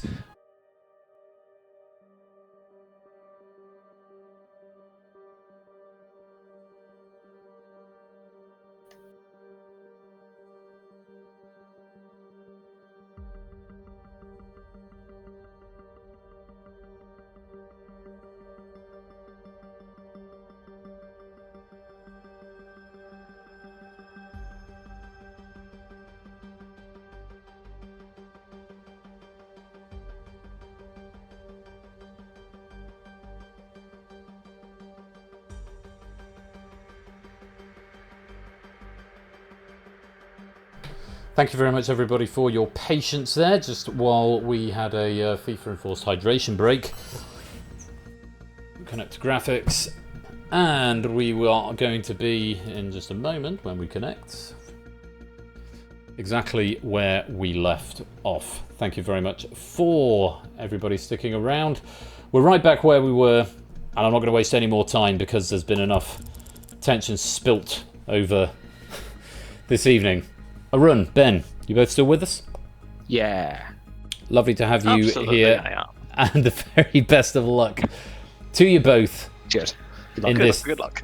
the final round of the Drain Grand Final. Good luck. Let's play.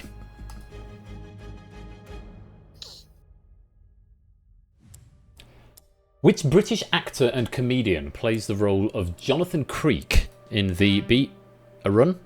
Alan Davis. Correct. Guacamole is primarily made... Arun? Avocado. Correct. Which letter is the current name of the social media site formerly... Arun? X. Correct. Father wears his Sunday best is the first line... Arun? Our house. Correct. Ibophobia is the unofficial fear of which linguistic device? Arun? Palindromes. Very good. What widely used butter substitute was invented by Ben? Margarine? Correct. In snooker, how many points is the black ball? Ben? 7. Correct. Which company bought a controlling stake in NBC Universal in 2011? Comcast. Plankton, Squidward, and Mr. Krabs. Ben. SpongeBob SquarePants. Correct. Abbreviated as AU. What? Arun? Gold. Incorrect. What name is given to the unit of measurement equal to the average distance between the Earth and the Sun? Ben? An astronomical unit. Is the right answer. If you were attending a hog roast, what animal's meat? Ben? A pig. Yes. The Razzmatazz is one of the most renowned dance clubs in which European city? Arun? Berlin. Incorrect. It's another B. Barcelona. The 100. The SA-20. Ben? Cricket. Yes. What unit is used to measure the purity of gold? Arun? Carrots. Yes. The first winner of the Spiel des Jahres in 1979 is based on which Aesop fable with the moral slow and steady? Arun? The Hare and the Tortoise. I'll accept. What number is directly opposite 19? Ben? It's the 1. It is the 1. What action is typically performed using the keyboard shortcut Ctrl plus Z? Arun? Undo. Yes. Which classic comedy duo is known as Dick und Doof in Arun? Orkman Rice. Incorrect. In Germany. Don't know. Laurel and Hardy. Well, Lordy. What number is missing from the name of this English pop group? S. Club. Ben. 7. Yep. Is the right answer. And Ben, you are the Drain champion. Was it worth the wait? Oh, it's very worth the wait. Oh my goodness. Ben, you and I will have a little chat in just a minute, but I have to say, commiserations, but also huge congratulations on Run finishing top of the league, but just unable to best Ben in the final there. I shouldn't have gone for the astronomical unit one because you wouldn't start that with it. That was a really brave guess. You A wouldn't really start that brave with you. hedge. Oh, But and I you just couldn't pull it back for there.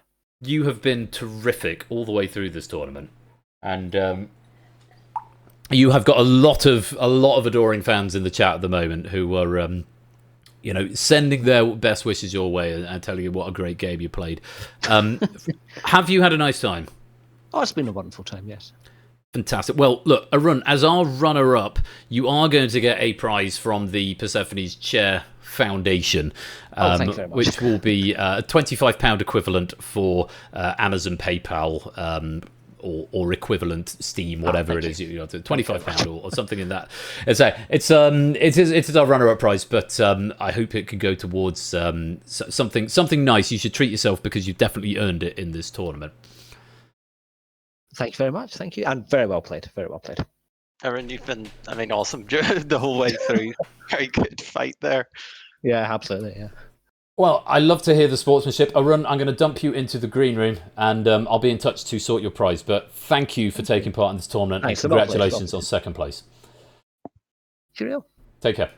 Which means the winner of the Drain 2026 is Ben. Well done. Thank you. It certainly didn't do it the easy way there. No, no, you did not. Last one through each time, but if I'm going to win things, usually I always end up doing it the eventful way, whether I like to or not. Yeah, and hey, I think you have more than, I'd say, with the amount of writing you've done for this tournament. And again, I will stress none of your questions were in the final stack there, or any of the other heats that you played. But I mean, you've been a massive contributor to this tournament behind the scenes. So I'm delighted to see you go on to win. I'd have been delighted to see anybody win it, but I am delighted that, Ben, that you've managed to go all the way to the end, and best of run there in a 23 question final bout is what that was, just for your information. And as the winner of the Drain tournament, you will be getting a £50 donation from the Persephone's Chair Foundation towards PayPal or Amazon or Steam, whatever you like of your choice, and I'll be in touch with you to arrange that after the stream. But you have been a simply splendid candidate here, and you've done an absolute blind, so many congratulations. No, that's extremely kind of you. Thank you. And I mean, finishing on a music question, like maybe we've finally shed that curse. Maybe. Well, at least it wasn't Five Ive who came up in Danger Zone earlier on, of course. But I think S Club 7 were an option, so they've had their moment in the sun right there. But Ben, I'm going to go let you have a little lie down or a scream into a pillow, whatever it is you're going to choose to do. But please do come back and join us for Front Page, which is the final game of the season. And maybe you'll please the RNG gods with your victory here, and they'll reward you in the penny prize draw. You'll have to come back to find out for that. But again, many congratulations on winning the first Drain tournament, and we'll see you later on. Thank you, and have a good rest of your night. Cheers. Take care, mate. Cheers. And that, friends, concludes the Drain 2026. I have thoroughly enjoyed this tournament. I think this has been a remarkably fun format to host. I hope you've enjoyed watching it. Can I stress once again a massive word of thanks to the question writing team. There have been about a dozen writers behind the scene who've all been chipping in to making the trivia, and good range of subjects and difficulties to make it what it was. And I really hope you've enjoyed watching it as much as I have enjoyed hosting it. This will be being packaged and broadcast onto YouTube in its own standalone format. So if you want to go and relive the Drain tournament, then you will be able to do that with my possibly slightly hacky editing, making it onto YouTube. But you'll be able to watch them as full episodes, and they are going to be released over the coming weeks.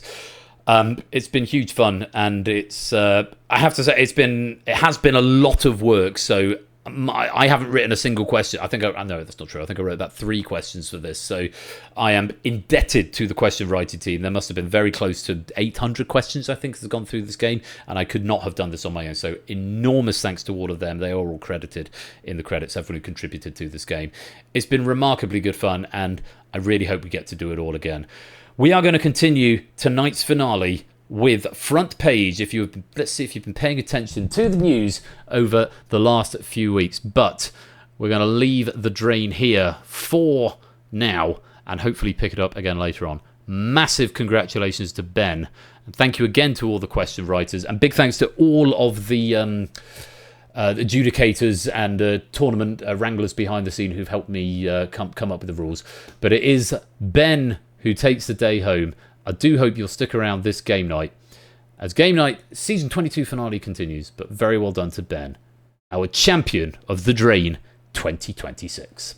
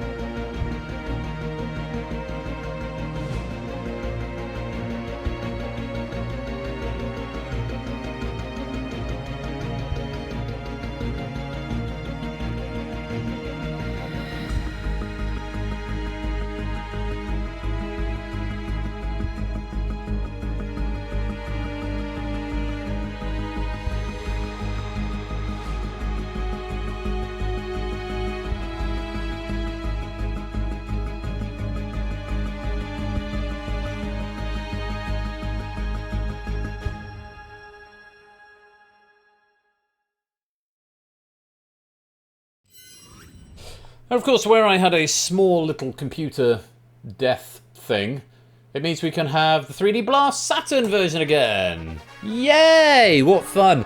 It does also mean that I've missed some people joining. But if I unmuted alerts, I think we got a follow. Ghostlight, thank you very much for that follow. Grandma sends her love. She's had to go off. Mum might still be about in the stream. I've got to go through and reflag all of these raid messages, but they did remember them, and you might even get 3 new ones. So I've got even more to sift through, so I might even be a bit more strict on them. Adverts coming up. Go and rehydrate, get some more snacks, pop to the loo. And when we return, it's the final game of Game Night Season 22. It's the return of Front Page. I do hope you'll stick around for it on this Game Night Season 22 finale. Don't touch that dial. We'll be right back.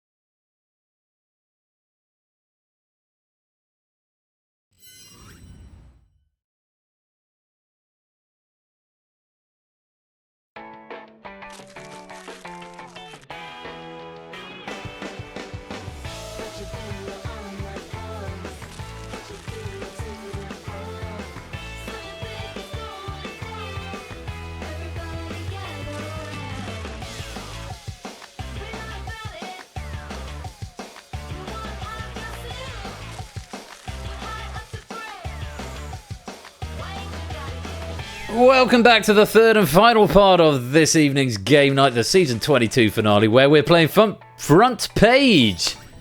FZQZ is the code you need. Come join the game right now. I insist that you do. This pack has been written by me. It's been proofed by Lewis. I'm very grateful to him for his efforts. And if you've not played this before, because we only played it in a pilot, we all agreed it was enormously successful and then didn't play it again. But we did there was some good feedback that came in that suggested this is going to be a really good beginning of season and end of season. So beginning of season to cover everything that happened during the holiday, but the downtime, and end of season to cover everything that happened during the season. It is a current affairs topical quiz. I will allow politics in chat because there's a lot of politics questions in here. So do come and join the game. You will need the universal controller. You will need the room code. Apologies if I've missed you joining the chat. Nando, welcome on in. I think I've said it already. I've recaptured all the raid messages. One of my jobs for the season downtime is to format the hard drive and reinstall Windows. I think there's still vestiges of Windows 10 on here, and I'm reaching the point where, in terms of these crashes that just keep happening, just seemingly at random for no good reason, apropos of nothing. That's the only crash we've had in the whole of the drain, by the way. So I don't think it's anything to do with individual software anymore. What I'm going to do, and this is what Graham from work suggested, it could very much be vestiges of Windows 10 on the hard drive. Format the drive, get a fresh install, which will be painful because I'll need to reinstall everything that's on my C drive. Most stuff is on the D, all the project stuff is on the D drive, so all the builds and everything is on D, but it's like shitty little things like OBS and Chrome and Discord and things I take for granted that I forget about. They're all on the C drive. So yeah, but I think a fresh install, because it's a brand new PC and it's not a cheap PC either. So anyway, I did not put my pet electromagnet on top of the computer at the same time. I appreciate, Clive, you trying to help me troubleshoot here. I always appreciate you, my dude. Very much. I think everyone got 3 fresh raid messages as well. So if any more raid messages come up, I've got a few highlighted. You can still suggest the raid message and episode title before the end. This pack has been written in the new QForge software. And, well, we'll see if it works. I mean, it'd be a real amateurish thing to not, do a click through of the entire game, wouldn't it? I've done a click through of the entire game. I'm fairly confident it works. That's the death throw, that is, if I say something like that. Anyway, it is the last game of Season 22. Season 23 will be back on August 22nd. In the interim, if you definitely need some quiz in your life, I know Ash is going to be here on Wednesdays and Fridays with his quiz night, twitch.tv/AT_bash, both classic TV formats and some original formats of his. Do go give him a follow, and hopefully he can stem the gap for the next month or so before I come back on the 22nd of August. Just looking ahead, and again, thank you to the people who signed up for QForge already. There's a couple more accounts that I will approve after stream. What you will need to do is get a QForge account, persephoneshare.com/QForge or qforge.persephoneshare.com, either of them work. Get yourself a QForge account, and at some point in the next couple of weeks, I'm going to ping all the writers and say, update your preferences. I'm going to set the season, and all will be well. One thing I do know about Season 23 is that the second episode, on the 27th of August, I think, is going to be my birthday stream, because it's my birthday on the 26th of August, where I'm going to be this year. So do join me for that stream on the Thursday, the 27th of August, where we'll be having a slightly extended Thursday night stream to help celebrate my birthday, which will be lovely. Anyway, are we all there? Let's get you playing a game for your birthday. That would be nice. I'll have to give someone else some software. I'm well up for that. I think it's a 3P night. I think I've penciled in Power Play, Picture This, and Plinko, I think, is what's penciled in. Incidentally, Front Page is penciled in for the first episode of the next season. So, yeah, hopefully some news happens in the next 4 weeks, so I can write another pack for that. But doing sneezy as indeed I am. Indeed I am, Sanzu Watashi. Welcome on into the stream. Tim Man, welcome on in as well. Yeah, final crash of the season, indeed. So, hello, Colin. Welcome on in. How was your gig? Hope you had fun this afternoon. Right, I'm going to let the bed go round once more, and then we will begin and see if you have been paying attention to the news over the last season or so. There have been a couple of changes, a couple of point changes, a couple of graphical changes, a couple of queuing changes for me. Nothing monumental. It's basically the same game as we had before, but with fresh questions. So hopefully we'll all have a lovely time. Don't forget, you can go over to Persephone Share Online, check out your penny bank, which of course will be reset at the end of this season. And if you miss game night so much that you can't bear to be without it, you can always go back and catch up on demand. PersephoneShare.com/on demand to catch up on all episodes going right back to season 1 in 2020. I think that is enough. The page on the screen. Yeah, I did. Absolutely. That's the vibe I was going for, Proogs. You've got it. You've nailed it. Right. To everyone who's playing and everyone watching along at home, this is Front Page. It's been written by me, proofed by Lewis. Let's get on with the game. And as always, our first round, it's the headlines. And you're going to see 5 genuine newspaper headlines from some of the bigger recent news stories with selected words redacted. Pick the correct word or words from the 4 options to complete the headlines. You've got 10 seconds to answer each question. You'll receive 5 points for a correct answer. Each of the headlines will have a source and a date. And the date is very key because the world of politics news very, very quickly. Some of these may be out of date from when they were written, but the date is valid and they are still a valid newspaper headline. So you've got to think, what was happening in the world when this headline was a thing? Can you work it out from there? That's the game. So, let's take a look at our first headline. What cancels London climate change event on adapting to extreme heat? This comes from The Independent on the 24th of June. Is it just stop oil protests, norovirus outbreak, extreme heat, or runaway horse? 10 seconds.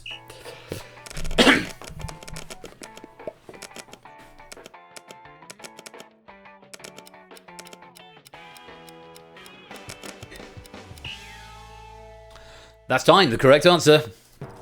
It was one of my favourite ironic headlines of the year. Yes, this is the news that a London climate change event in June, scheduled to be held to discuss the need for global measures in the face of climate change and the increasing levels of extreme heat, was cancelled due to extreme heat. I was in Wales at the time, and this was the week it hit 38 degrees, and the hottest part of the country overnight was Cardiff, where it was the lowest it got was 25 degrees overnight. And guess who was staying in a hotel room in Cardiff in a hotel with no aircon? Yeah, this guy.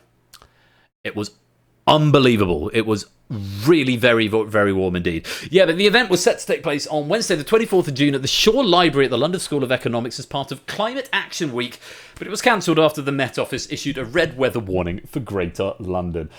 Very well done if you picked up 5 points for that. Extreme heat cancels, London climate change event on adapting to extreme heat.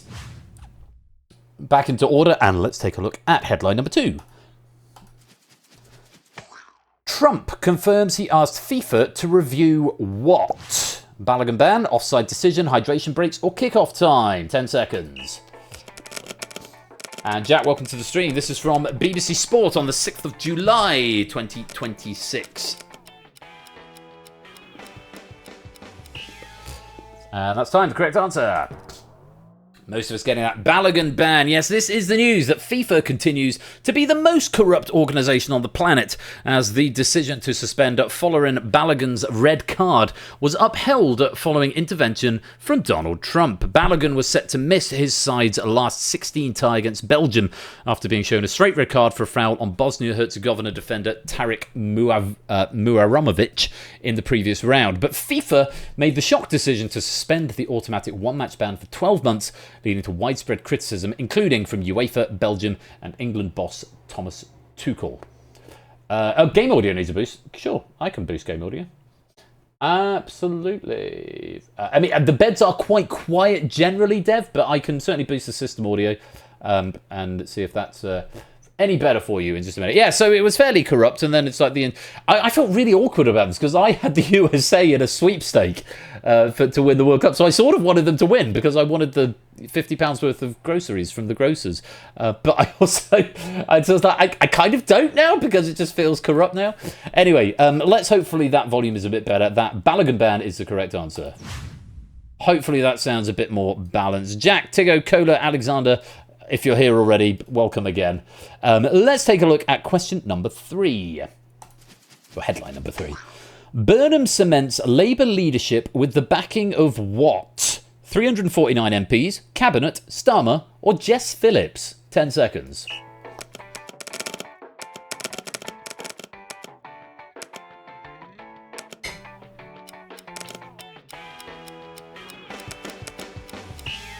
And time up. The correct answer. Matt, welcome to the game. Correct answer was 349 MPs. Yes, this is the news. That Andy Burnham, who is now, technically, when I wrote this, he wasn't, but now he is, the leader of the Labour Party and will almost certainly, there's no almost anymore, be Britain's next Prime Minister after securing the backing of 349 of his fellow Labour MPs. According to Labour rules, any would-be leader must obtain the support of at least 20% of the Parliamentary Labour Party, and with Labour having a total of 403 MPs, it is now impossible for any other candidate to rival him, and as of today, he is now officially the Labour leader. At the time of writing, it says here, Burnham still requires the backing of 3 Labour-affiliated organisations, at least 2 of which must be trade unions, although this is expected to be a formality, as indeed it was. And he will be sworn in is the wrong word, but he will be invited by King Charles to form a government officially on Monday, which will make him the next Prime Minister of the UK. Very well done if you got that. The Cabinet didn't fully back him, for what it's worth. Some of the Cabinet publicly declared support for Burnham, including Chancellor Rachel Reeves and Deputy PM David Lammy, but not all of them. Unsurprisingly, Starmer was not amongst the 349 MPs who backed Burnham for the leadership. And Jess Phillips is an interesting one. She's amongst a handful of backbench MPs not to publicly declare support for Burnham. Previously, she had backed former Health Secretary Wes Streeting, who very quickly came out in support for Burnham. So, yeah. There you go. British politics summed up. Very well done if you got some points there. Let's move on to question or headline number 4. Take a look at this. Americans are celebrating what? Opening of first Waitrose, Donald Trump's birthday, winning the World Cup, or they're split from Britain? 10 seconds.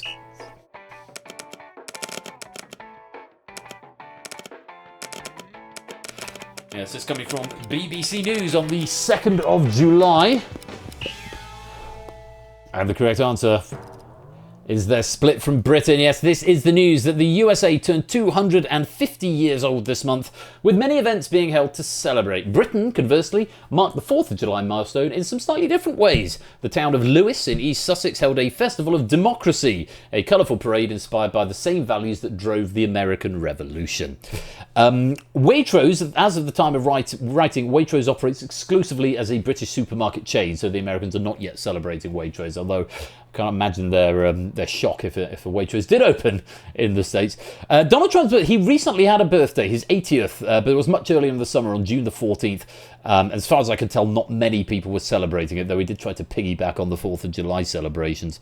Despite co-hosting the tournament this year, the USA were defeated by Belgium 4-1 in the round of 16 of the World Cup. Not even Donald Trump is mad enough to celebrate winning the World Cup, though it wouldn't put it past me if he put on X, we won the World Cup and everyone else is wrong, because that's just who he is, really, isn't it?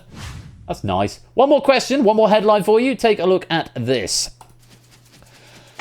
Nigel Farage's only by-election challenger is what? Novelty leader Alan Howling Lord Hope, self-proclaimed space alien Count Binface, former Prime Minister Boris Johnson, or intergalactic warlord Lord Buckethead? This is from CBC News on the 10th of July, 10 seconds.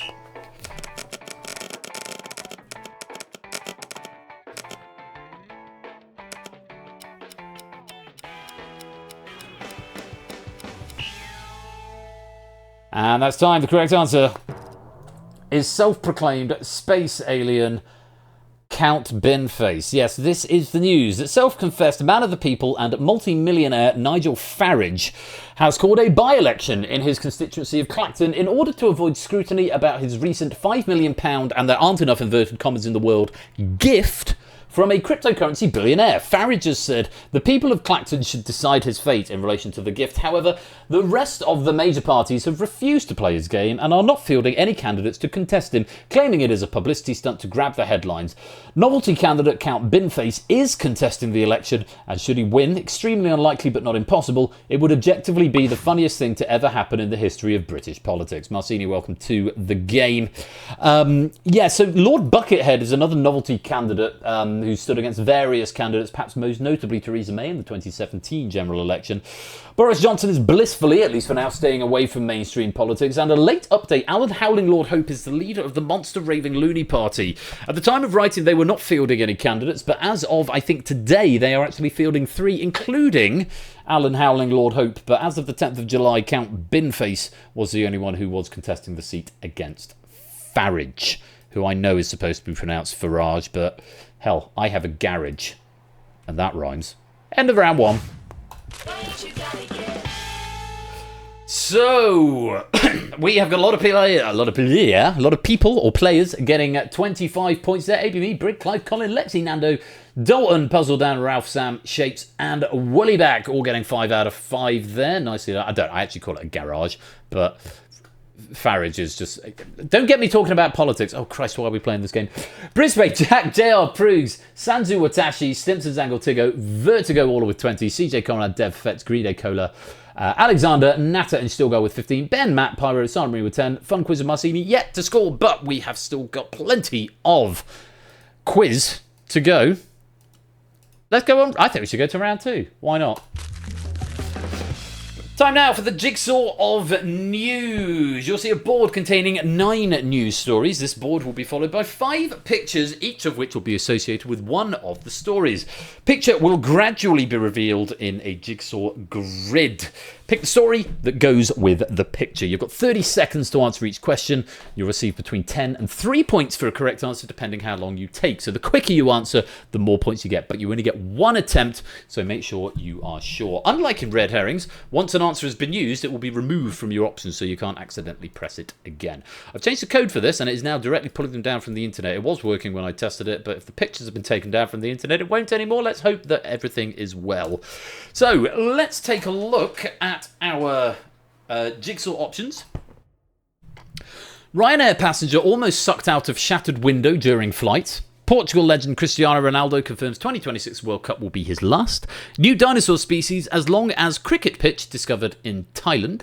That's why I'm reading them to you, Sam, so you can just zone out. Zinner holds off Zverev to defend Wimbledon title. Vapes to have less enticing names and flavours to protect children. Linda Noskova fends off Mukova fight back to win first Grand Slam title at Wimbledon.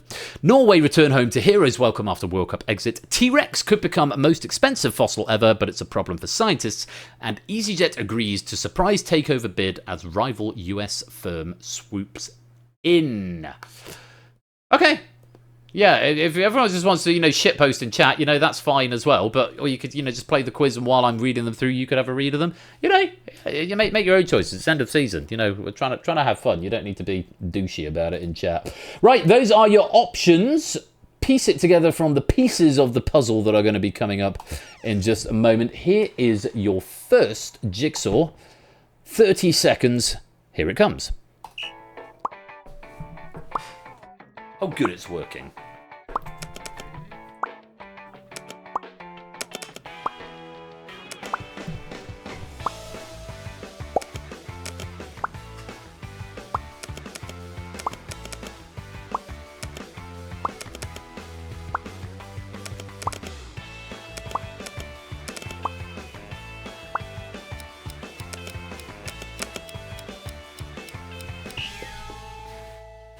Tying up the correct answer.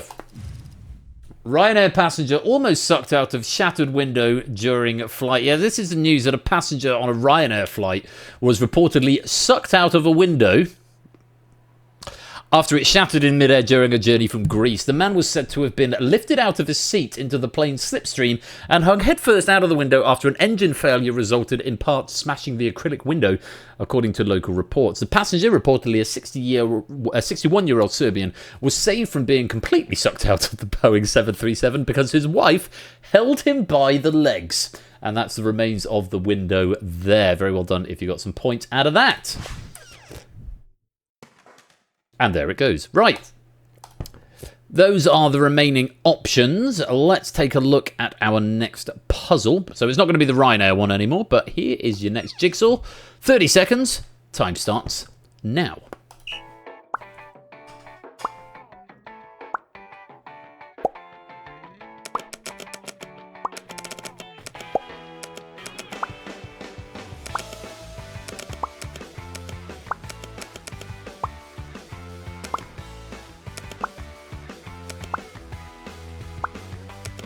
Where's Riff? Where's Riff when you need him?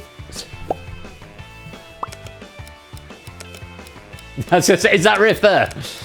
There's Riff coming back from America with Erling Haaland. Yes, this is Norway return home to heroes welcome after World Cup exit. This is the news of how, following a 2-1 defeat by England, Norway players were welcomed home by tens of thousands of adoring fans. Erling Haaland's emergence from the plane after landing prompted laughter as he walked down the steps carrying what appeared to be a taxidermied raccoon holding an empty bottle. Very well done if you did get some points out of that. Bye-bye, Erling Haaland. He's a big lad, isn't he, Erling Haaland? He's very tall, very brutish. But we beat them and then lost. Let's not get into that. I'll just get sad. Right. Let's take a look at the options again. 2 of them have gone. Those are the remaining ones. Hopefully you can see them on your devices now. Let's take a look at our third jigsaw puzzle. 30 seconds.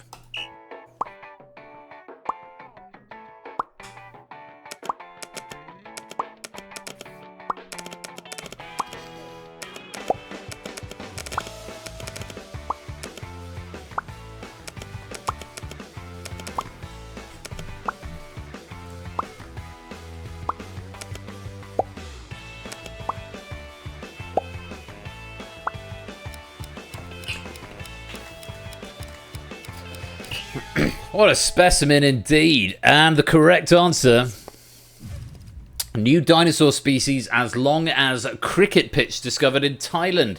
Yes, this is a bit tricky because actually there were 2 dinosaur stories in the last couple of weeks. But yes, paleontologists in Thailand say they've discovered a new species of dinosaur from fossils found in Kalasin province in the country's northeast. Plant-eating dinosaur named Uragosaurus calasinensis is thought to have lived about 150 million years ago, had an unusually long neck and measured up to 20 metres, 66 feet, roughly the length of a cricket pitch. It does not have, as I first thought when I originally misread the headline, a neck as long as Thailand. So I saw this in the morning when I'd been awake for about 10 seconds and thought, a dinosaur as long as Thailand? That seems a very long dinosaur indeed. But no, as long as a cricket pitch was discovered in Thailand. Very well done if you got some points out of that. Bye-bye, dinosaur. On we go. Those are the options that remain to you. 2 more jigsaw pieces to come. Let's take a look at our next jigsaw. 30 seconds. Time starts now.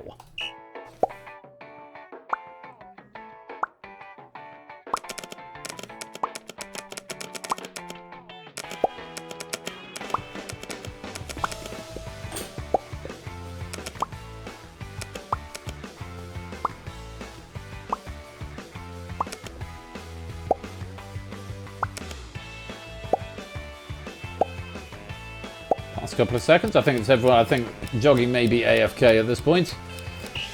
The correct answer, and it's broadly a sea of green. Yes, vapes to have less enticing names and flavours to protect children. This is the news that vapes with colourful packaging or with names or flavours inspired by sweets and cocktails, like this one, which is the Lancashire Creamery Butterscotch Ice Cream Deluxe, which is what I'm on at the moment, could be banned as part of plans to help them being marketed to children. Government is launching a 12-week consultation external about its plans to make vaping less attractive for children and young people. Health Secretary James Murray, I did not know he was the Health Secretary, said it was clear to many were being lured into experimenting. Under the new proposals, packs would need to be plain with strict limits on branding and only simple flavours descriptions like apple or cola used. which I'm not quite sure how I feel about it. I mean, if kids want to vape, kids are going to vape. I mean, I don't necessarily think that the packaging and the flavours is going to turn them onto it, but I may be wrong. I'm an old man.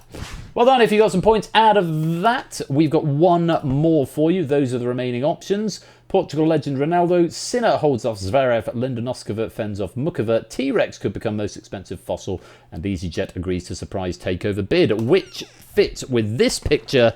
30 seconds. Time starts now.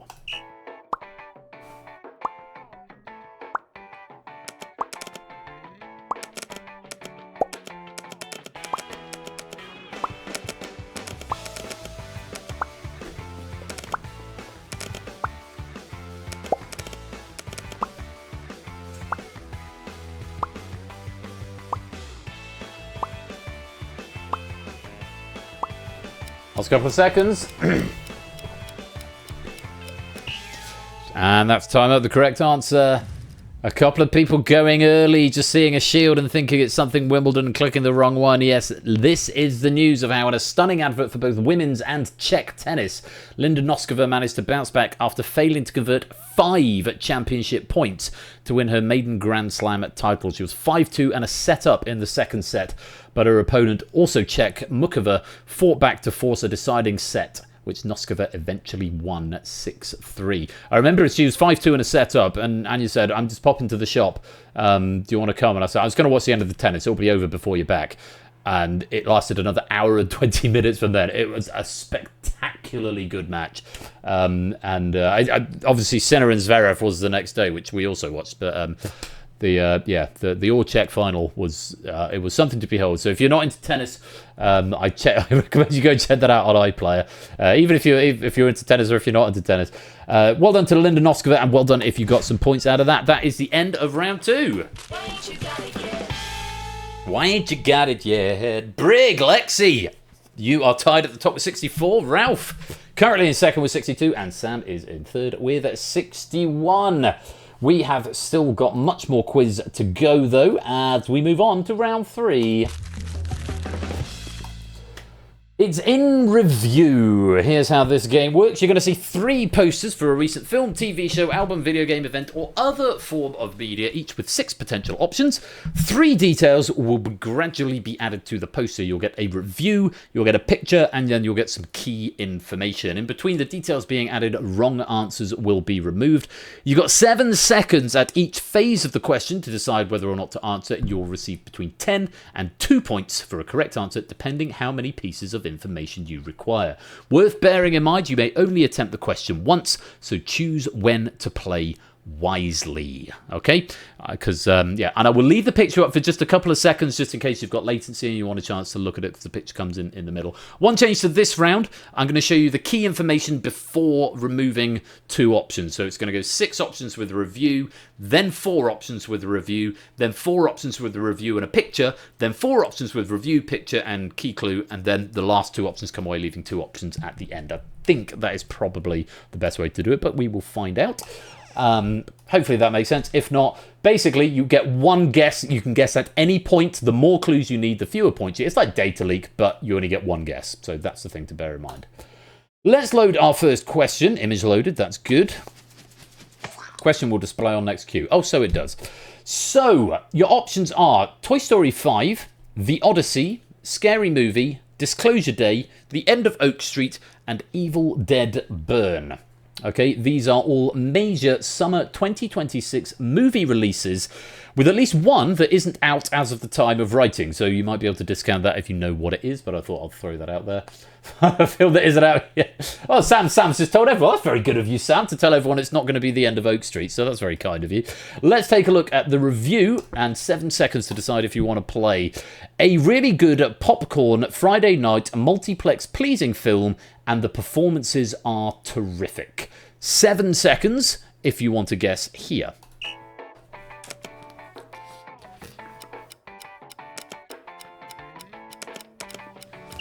Couple having a guess. Let's drop 2 options.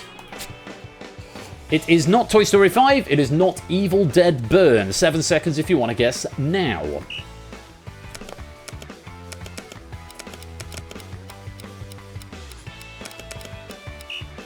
Okie dokie, time for a picture, which I'll leave up for just a couple of seconds.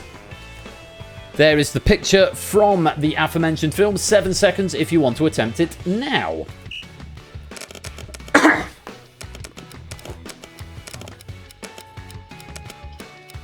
Quite a few having a crack at this point. Let's show you the key info.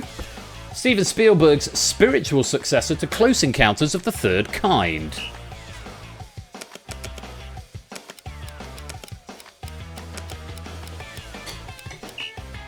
And let's drop the final two options. It's not the end of Oak Street, but we knew that because Sam had already told us. And it's not the Odyssey. 7 seconds.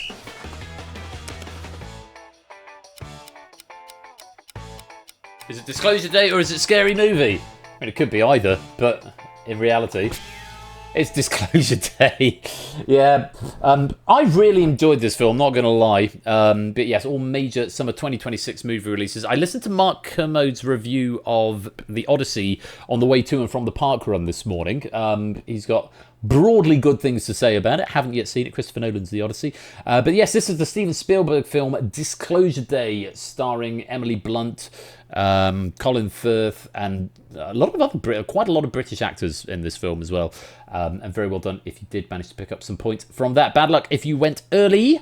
But there you go. Disclosure Day comes with my recommendation. Mark Kermode also enjoyed it in his review, which is where this review comes from.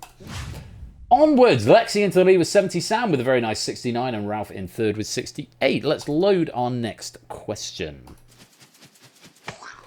Options are Oliver, The Sound of Music, Top Hat, Annie Get Your Gun, My Fair Lady, and The King and I. I'm going to show you a review first of all. Colonel Pickering retains just the right degree of sexual ambiguity, while Belinda Lang's lemony Mrs. Higgins is delicious. 7 seconds if you want to answer now. Time starts now.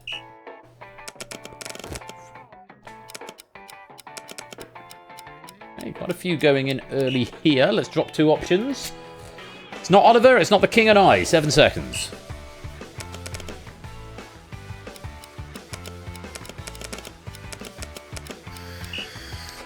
Picture clue. I'll give you a couple of seconds just to take a look at it. 6 points if you attempt and are correct now. 7 seconds.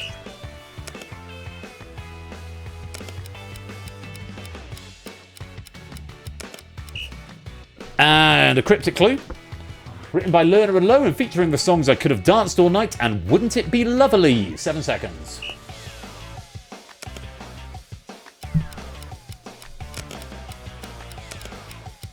And let's drop two more options. It's not The Sound of Music, it's not Annie Get Your Gun. 7 seconds.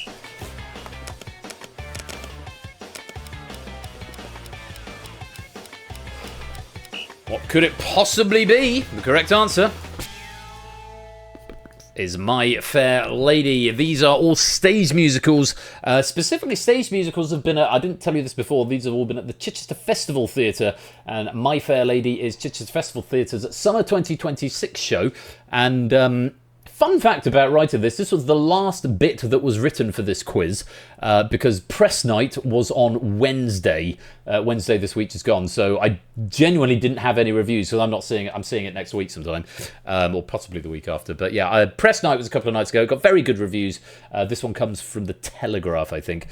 For those interested, Oliver was at the Festival Theatre in 2024, Sound of Music in 2023, Top Hat in 2025, Annie Get Your Gun in 1986, all at the Chichester Festival Theatre. The King and I has never been at the Festival Theatre as far as I could tell. And I know I'm local, but hopefully that was enough information for most of us to get some points. Very well done. Sam moves into the lead with 79. One more review for you to take a look at, and here are your options. I'm Not Afraid, Teach You a Lesson, The Boroughs, Worst Neighbour Ever, Legends, and I Will Find You. These are all shows released on Netflix in the summer of 2026. The review: a gripping and immersive tale about the depths of parental love. Tough one to start with. 7 seconds if you want to have a go now. I know, Clive, I'm awful. They don't release enough TV, I guess. Okay, a few people having a go. Let's drop two options. It is not Worst Neighbour Ever. It is not Legends. 7 seconds if you want to have a go now for 8 points.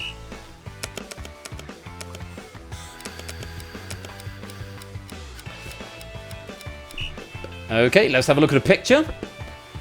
A couple of seconds to take that in, if that is of any help for the remaining 4 options. 7 seconds. Timer starts now.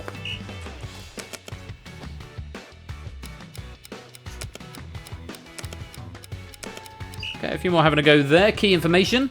This is the latest Netflix adaptation of one of Harlan Coben's novels. 7 seconds to have a go now.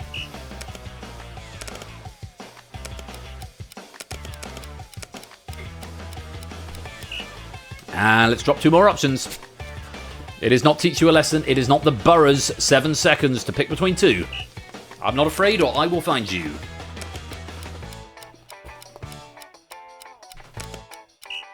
And that's time up. The correct answer is I Will Find You, which is the latest Netflix Harlan Coben adaptation. I've watched a lot of these Harlan Coben things. I really enjoy them. The Stranger, Safe. What was the one with Cush Jumbo in it? I forget. Anyway, they're all really, really good. They're all basically the same. They're basically the same plot. I haven't gotten around to this one yet, but I will be in due course. I'm Not Afraid is a coming-of-age limited series. Teach You a Lesson is a Korean comedy drama series. The Boroughs is a horror drama series from the creators of Stranger Things. Worst Neighbor Ever is a Netflix documentary. And Legends is a gritty crime drama series starring Steve Coogan. So very well done. If you got some points out of that, that is the end of the question and the end of the round. Let's check out the scores. Lexi's back into pole position with 86, just a point ahead of Sam with 85. Shapes is in third with 79, but is being encroached upon by Natter, who's just a point behind on 78. Much still to go for. We've got 2 rounds left to go, and I think it's time for round 4. Time for the odd one out round, and in this round you're going to see 3 sets of 4 pictures. Pick the odd one out in each set. At least one of the pictures will relate to a recent news story. So they're not going to be something like only one of them is still alive or only one of them is a man or something like that. One of the pictures will relate to a recent news story. Try and use that to get your way in. Failing that, try and see what everything might have in common and deduce it from there. 15 seconds to answer each question. You're going to get 8 points for a correct answer here. So 24 points up for grabs in this round. I've diluted that from what was originally 10 because it's sort of a hard and fast choice. I will put the options up and give you a few seconds to think about it. So this is more of an only connect round than anything else, but there will be some connection to a recent news story. But see if you can see what they've got in common. And I will tell you for nothing, the odd one out is normally something like it's the opposite of the things that the other 3 have in common, or it's not just these are this and this is not. It's normally these are this and this is this, which is the opposite of this. That was a really unhelpful explanation. Hopefully it makes sense. Let's take a look at our 4 options. Your first 4 are Robert Wadlow, Fauja Singh, Joseph McGrail Baitup, and Pitbull. Okay, one of those is different from the others. Have a little look, see what you think they might have in common. Can you pick anything out of them, and can you finagle the correct answer of what the odd one out might be? I will go to the chat after the question is closed. Before I reveal the answer, you have got 15 seconds, and your time starts now.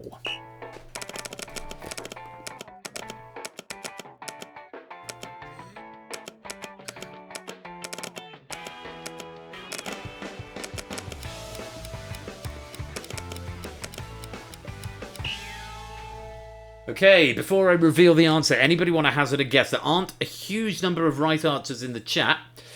Anyone want to guess what might be the connection here?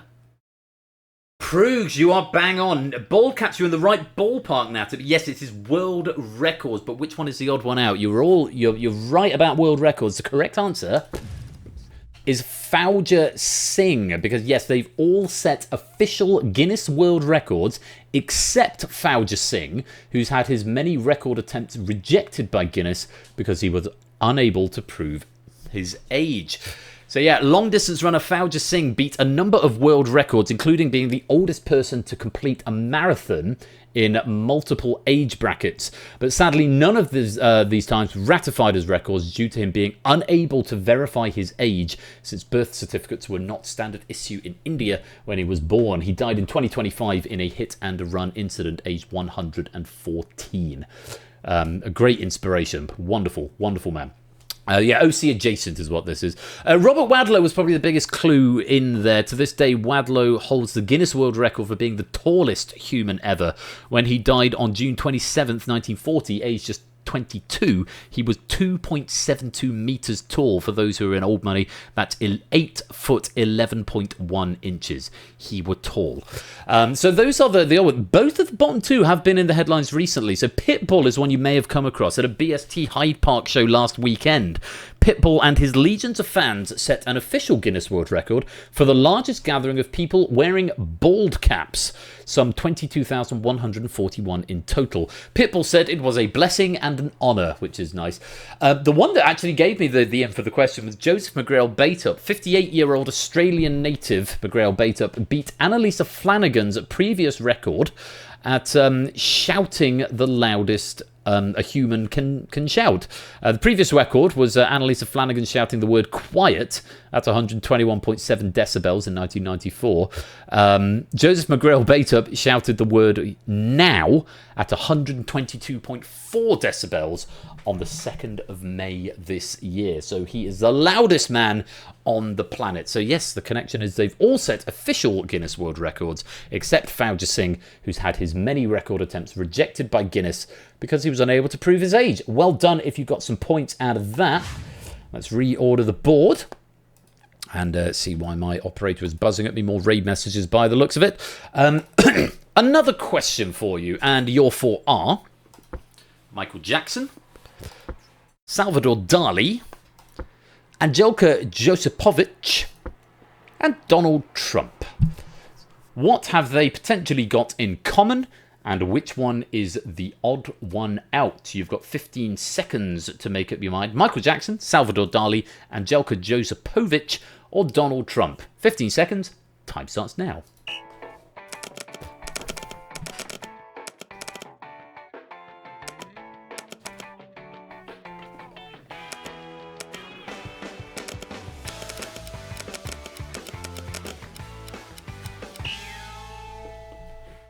Okay, chat. What do we think it is? What could be the connection? There is a clue in one of the pictures. Yes, Nando is all over it. Pets.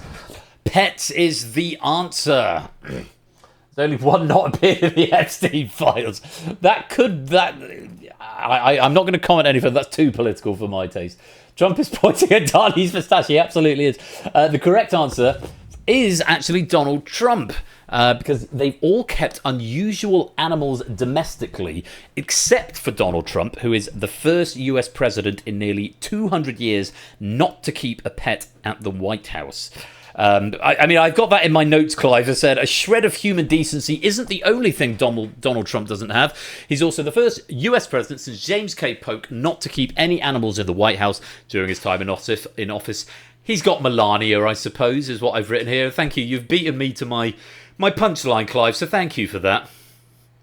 Now I feel silly. He has got Melania.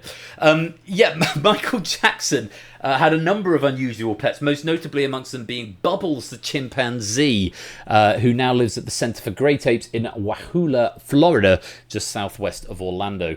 Salvador Dali famously kept a pet ocelot called Babao, or Baboo. Dali claimed to have been given the animal by the head of state of Colombia. Despite claims to the contrary, he did not have a pet anteater, though he notably borrowed one from Paris Zoo in 1969 for the infamous photograph. This one's really interesting. Angelka Josipovic, this has been in the news recently. A month-old pony named Mile is the newest resident of an apartment building in northern Croatia. He's temporarily being housed in the 4th floor flat because his mother rejected him at birth. It's very sad. The rather charming headline run for this story was, "A month-old pony moves to a 4th floor apartment in Croatia. Neighbours don't mind." Incredibly, Josipovic lives in a 1-bedroom flat with her partner Christian Jelenic and her 2 sons, a dog, and now a month-old pony as well. So, yeah. So the answer is they've all kept unusual animals domestically, except for Donald Trump, who is the first US president in nearly 200 years not to keep a pet at the White House.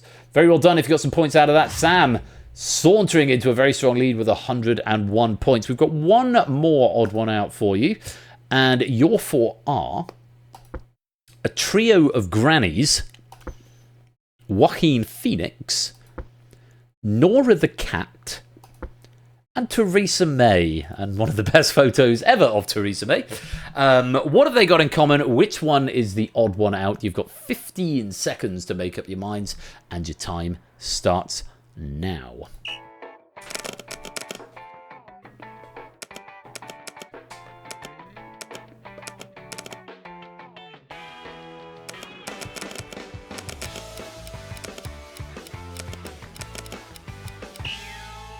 To the chat, what do you think? Handful of right answers in there. What do you think the connection is?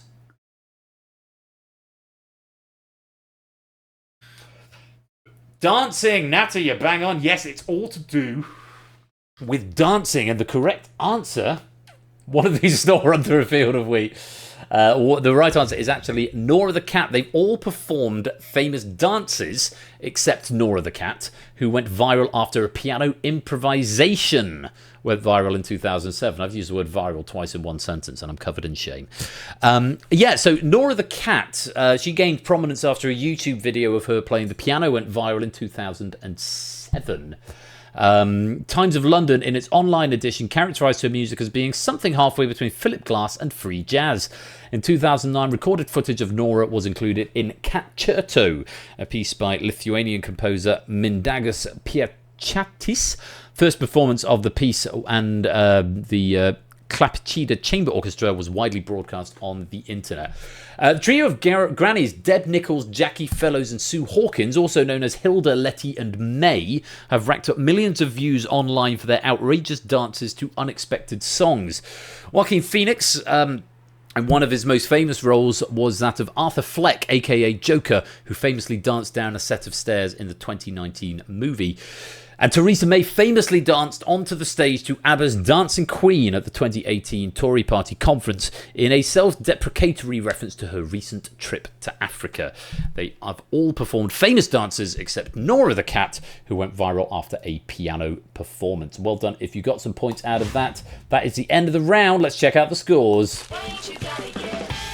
Tocatas. Very good, Willy Bet. Very good indeed. Lovely. You get multiple has for that. So, Sam has the lead with 101. Lexi and Natter are tied up in second with 86. And it's AB Me who's in third with 81 at the moment. We have got one more round to go. Can that make a difference to the scores? Let's go to our final round. It's fake news. And in this round, you're going to see 5 sets of 3 headlines from the recent news. Pick the fake headline. The fake one, not the real one. There are 2 real ones and 1 fake one. It might be a satirical article, it might be something I've made up, it might be something I've embellished from something else that was true. You've got to make up your mind. 10 seconds to answer each question. You receive 5 points for your first correct answer and an additional 5 points for each consecutive correct answer thereafter. So potentially 5 plus 10 plus 15 plus 20 plus 25 points up for grabs in this round, which makes, 75, I think? Give me a wrong answer or abstain, it will reset your streak. Previously, abstentions weren't resetting the streak. They are now. I think I fixed that bug. So the more you get right in a row, the more point you get. So you're looking for the fake news amongst the 3 headlines. Here are your first headlines. Taylor Swift thanks fans for their support as she releases first photos of her wedding in Instagram post. Taylor Swift and Travis Kelce make first appearance since marriage as they attend wedding of his ex-teammate. People are paying to own pieces of garbage from outside Taylor Swift and Travis Kelce's wedding. Which of those is fake news? 10 seconds. Time starts now.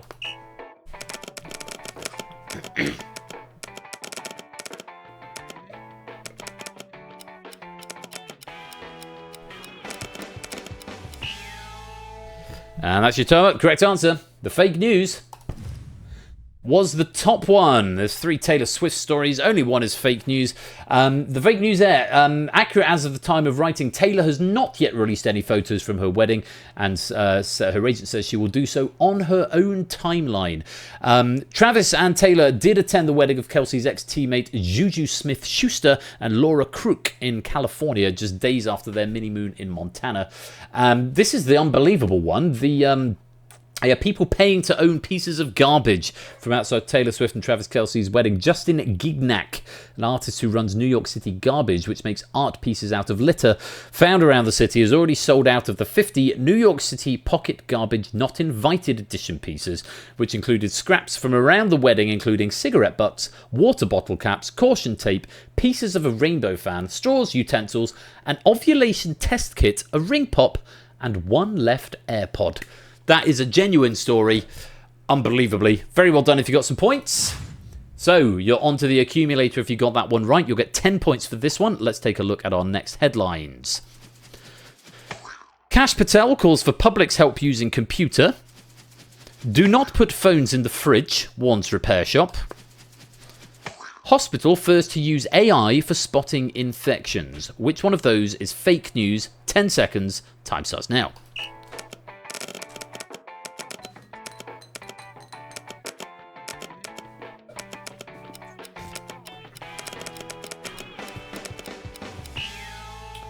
That's time up. The fake news. Kash Patel calls for public's help using computer is the fake news. FBI Director Kash Patel has put forward a public plea for anybody with knowledge of how to use a computer to come forward, except not actually, because that's an article from The Onion. A phone repair shop is warning people not to put their electronic devices in fridge and freezers to cool them down amid the latest heat wave. And a Kent hospital is the first NHS trust in the country to use a potentially life-saving AI tool that can help clinicians identify infections at an early stage. So, Kash Patel was an article from The Onion. The other two are genuine news stories. Well done if you got some points. AB Me moves into second. Nata and Lexi tied up in third. Let's take a look at our third set of headlines. Bass, welcome on in. The last three questions of the games. Here are your headlines. Snakes causing concern in training camps. Pigeon interrupts set point in mixed doubles. Or bull stops play at cricket club. One of those is fake news. Which one is it? 10 seconds. Time starts now. Sounds like something Patel would do. Yeah, I think that's sort of what The Onion was going for there. Time up, and the correct answer, the fake news.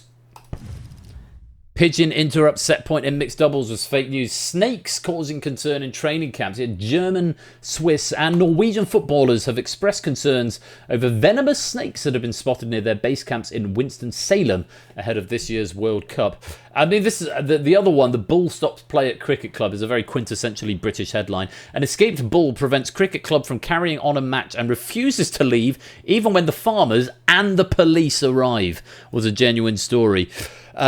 The pigeon interrupting set point, this seems very believable, but the likelihood of a bird stopping play at Wimbledon is basically nil, thanks to Rufus the Hawk, who's a Harris hawk used by the All England Lawn Tennis and Croquet Club to keep pigeons away from the venue. The mixed doubles set point went forward unadulterated without pigeons.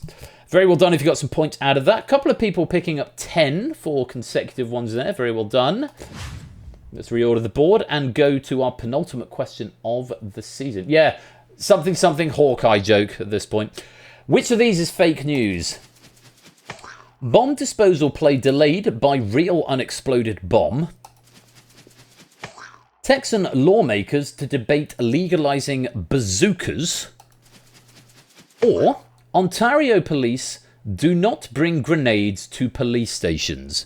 Two of those are real. One of them is fake news. Spot the fake. 10 seconds. Time starts now.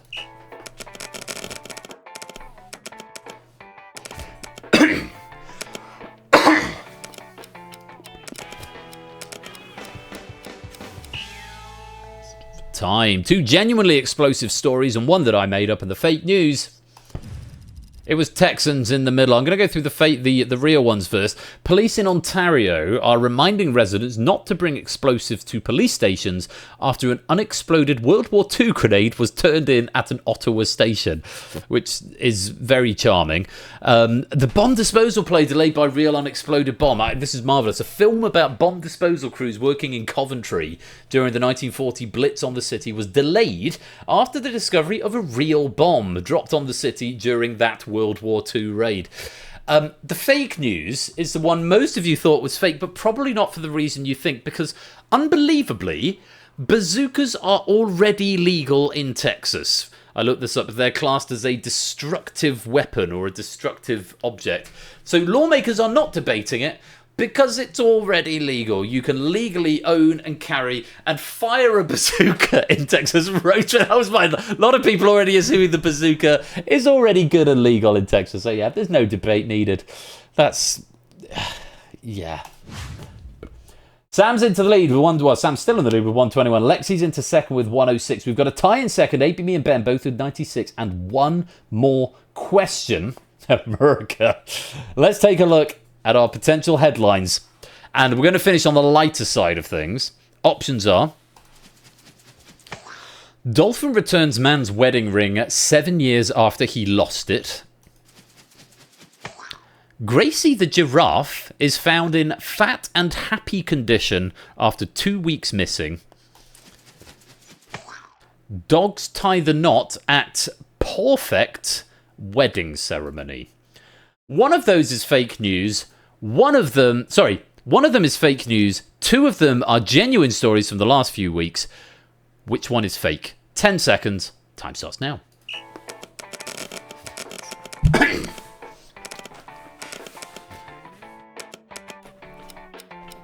I want them all to be real as well, Silent Marine. Only two of them are real. 8 going, Ben can't make puns like that, so the bottom one has to be genuine.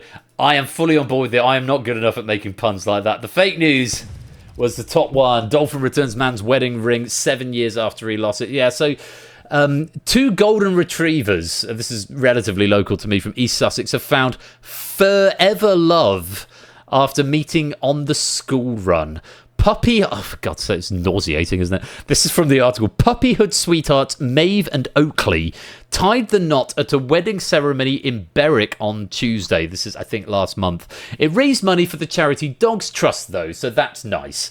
Gracie the giraffe, I found this in the unusual headlines thing. So after 2 weeks on the run, a giraffe named Gracie is finally headed home. I don't understand how you lose a giraffe. They're quite tall. But apparently Gracie the giraffe went on the run. After 2 weeks, she was found. She went missing earlier this month from Cedar Hollow Ranch in Leakey, Texas again, just northwest of San Antonio. Was found on June the 26th. Rio County Sheriff Nathan Johnson said on social media, "How you lose a giraffe? I'm not quite sure, but I'm glad she's okay." So we're glad that Gracie giraffe is found fat and happy. There have been a few stories about aquatic animals returning lost jewellery, but nothing quite as extraordinary as this as of the time of writing, which was sometime in the middle of the week. So unfortunately, no dolphins have returned a wedding ring, and that is the end of the question, the end of the round, and the end of the quiz. So let's check out the final scores. We've got a tie for gold, and my graphics are working. Lexi and Sam sharing the gold medal. Very well done with 121 points each. It's going to be a silver for AB me with 101, and it's Ben and Natter who take the bronze medal with 96 points apiece. All of those points will translate into pennies and should be added to the bank just in time for the penny prize draw, because of course once the draw has been done it will be reset. I'm going to get another drink before we do the penny prize draw. But before we go, there's just time for the caption competition. So answers in chat and possible raid messages. Tafka Gabs, welcome to the stream. Before we go, there's just time for the caption competition. Suggestions in chat, please. I'll give you a couple of seconds to have a think about that. Maybe put a hashtag in front of it. It could be a raid message. Very good, a run, Ron Bearskin. Very good. I think 100 pennies for a run there. Yeah, we got lottery first. Lottery and then penny prize draw. That's a rubbish caption though, Green Day. Try not to get yourself banned in China. Very good. 100 Acre Wood looking different these days. Yeah, very nice, BC. Changing of the poo. Winnie the Pooh caught on guard. Very nice. I think the first one that came in from a run right there, wrong bearskin. That's very, very quick, very witty. I think a run, you get 100 bonus pennies from me. Nicely done. Winning the caption competition. On which note, we say thank you to all of our players, to our proofer, Lewis T1, to all of the admin folks behind the scene. And our players, and I leave you with news that in Boston, a supporter of Sir Keir Starmer makes his feelings known when asked what he thinks about his incoming replacement. In France, when all his friends are homesick, a school bully discovers none of the other students want to sit with him at lunch. And following a frank exchange, the penny finally drops for Andy Burnham as he realises who the real power is going to be when he moves into Downing Street. Good night!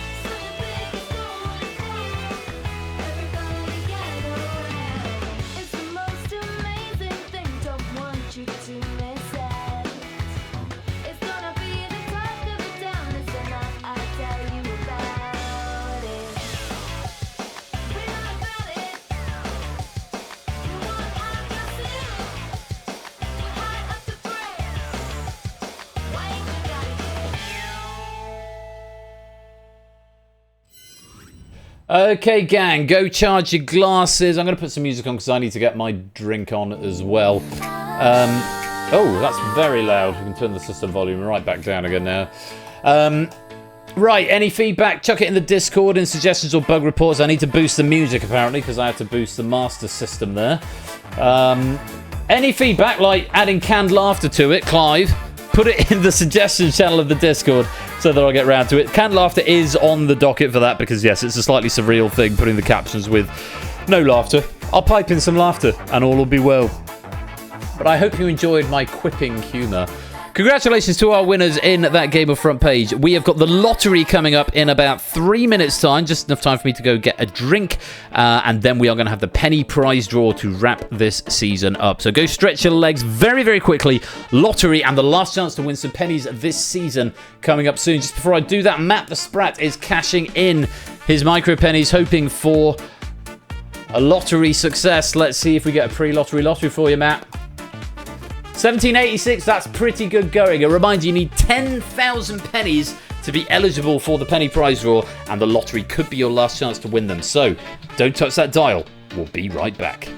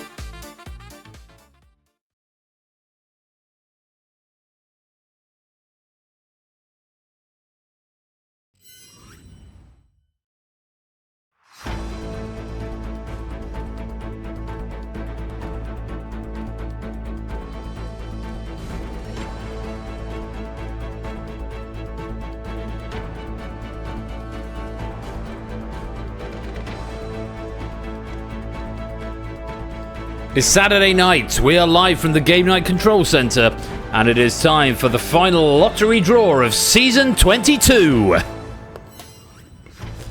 TZPH is the code that you need to get your pennies up for this lottery draw.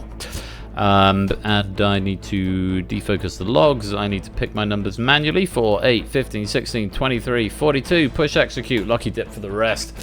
New game is going to be coming next season. Another opportunity to get pennies. We've got the lottery and the Thunderball, which I've enjoyed very, very much the last couple of seasons. They're not going away, but I am going to be bringing a new game. I've got some an idea for what we're going to be doing for a new end of night game.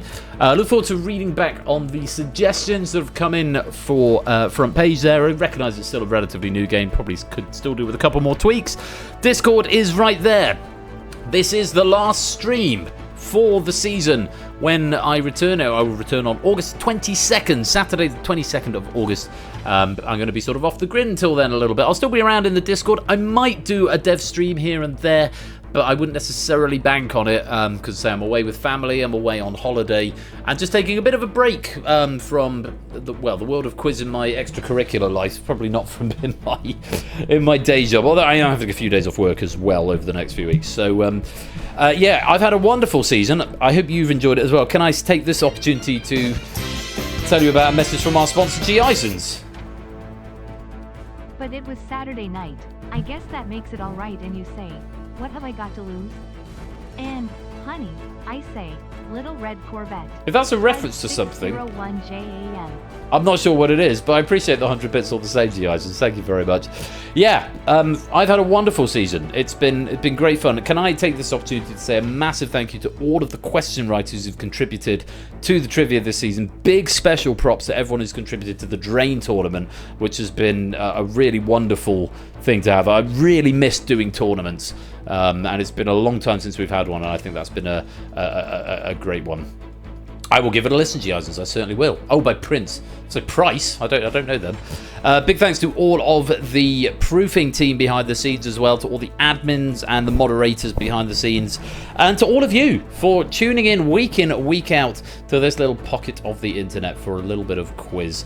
I hope you've had a good season. So I'm off for now, off for a month or so now, but I'm looking forward to getting back to it towards the end of August for season 23 and beyond. Don't forget, in the interim, you can go and check out our great friend Ash the Bash, who will be streaming at least for the next few weeks on Wednesday and Friday nights, twitch.tv/80_bash from 8 p.m. And yeah, this is your last chance to get some pennies. I did a big 500 bonus message pennies thing, and then I will do a quick readout of where you all are on the season leaderboard. Remember, it's per 10,000 increments, gets you a ball in the machine, and whoever is leading, which is almost certainly going to be AB me, barring some miracle for shapes in the lottery, or possibly Matt the Sprat in the lottery. They are 1, 2, and 3. AB me, you will have the option to elect for the super bonus star prize if you are leading the penny table after the lottery draw, which will exclude you from the prize draw, but will give you a guaranteed mystery prize. But whoever that is, if it's shapes, we will defer to the next in the list. So it's almost certainly going to be AB me at this point. Again, unless there's a miracle from Matt the Sparrow, or possibly Arden Fetz here, because shapes won the mystery prize and elected to take it last season, and he's very graciously decided to keep it a secret. So I might make that a thing, because it will be the same prize going forward. So I'm not going to send you the same prize again, shapes, but if you do come first, it will get delegated down. So everyone gets a mystery prize eventually if they elect to take it. But we have got the business of the lottery to do first. There are 46 of you in, 40 on the front row, 6 behind the cameras.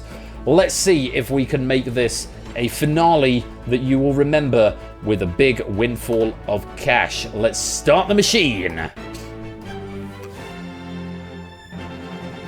And I think for about the 5th lottery in a row, we are using Excalibur tonight for the final lottery of the season and set of balls number 4. Here is what you could be winning in the lottery tonight. 100 if you just match the bonus ball, 500 with the bonus and 2 numbers. Sorry, 1 number with the bonus gets you 100. 2 numbers in the bonus gets you 500. 2 numbers on its own is 250. And then the rest of the numbers are there for you to see. Hopefully, we're going to have some great payouts, and it will all be very exciting. Let's find out as we release those big money balls. The final time this series, yes indeed. Let's produce those penny prize balls. In they go. My voice is running out, and I've got to do another. I've done solos this afternoon. I performed You'll Be Back from Hamilton this afternoon, plus a solo in Baba Yetu, and I've got to do the same again tomorrow. So I should probably save my voice rather than talk for 4 hours without taking a break, which is, oh, that's what I've done. Oh well. So I'm just going to give you the commentary on the balls. Good luck to you all for the final lottery of the season. Let's start the draw.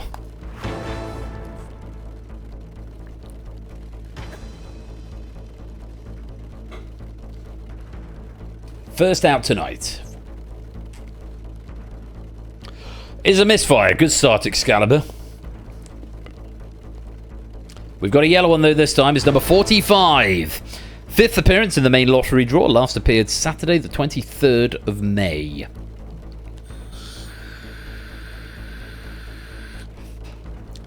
Next.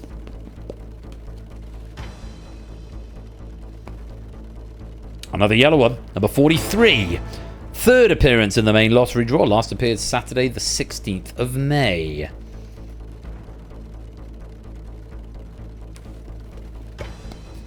Five, 4, 46, 47, 48, 49. Oh, that's a bad luck, Ape.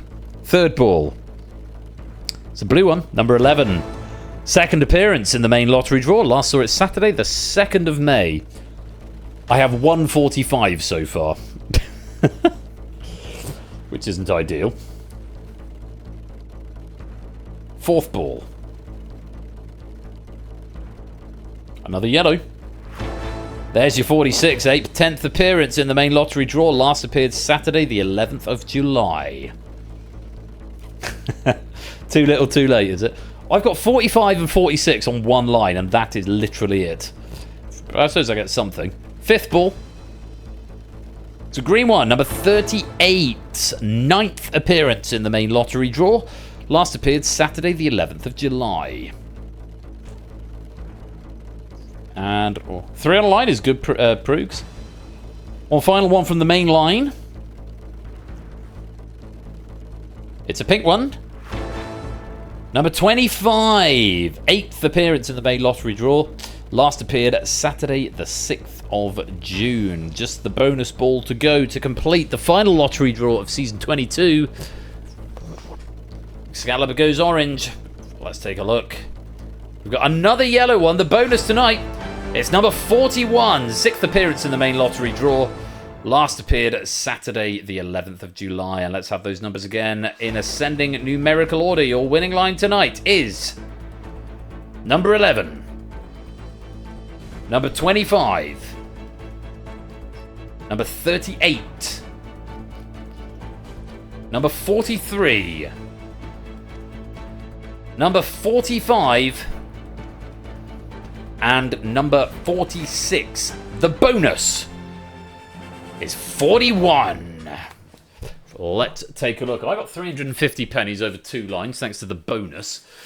Lexi taking 1,000 on 1. Likewise, Vertigo, JR, Clive, Proogs, Tim Man, and Stimpson's Angle and Flyboy for 3 numbers on a single line. Very well done.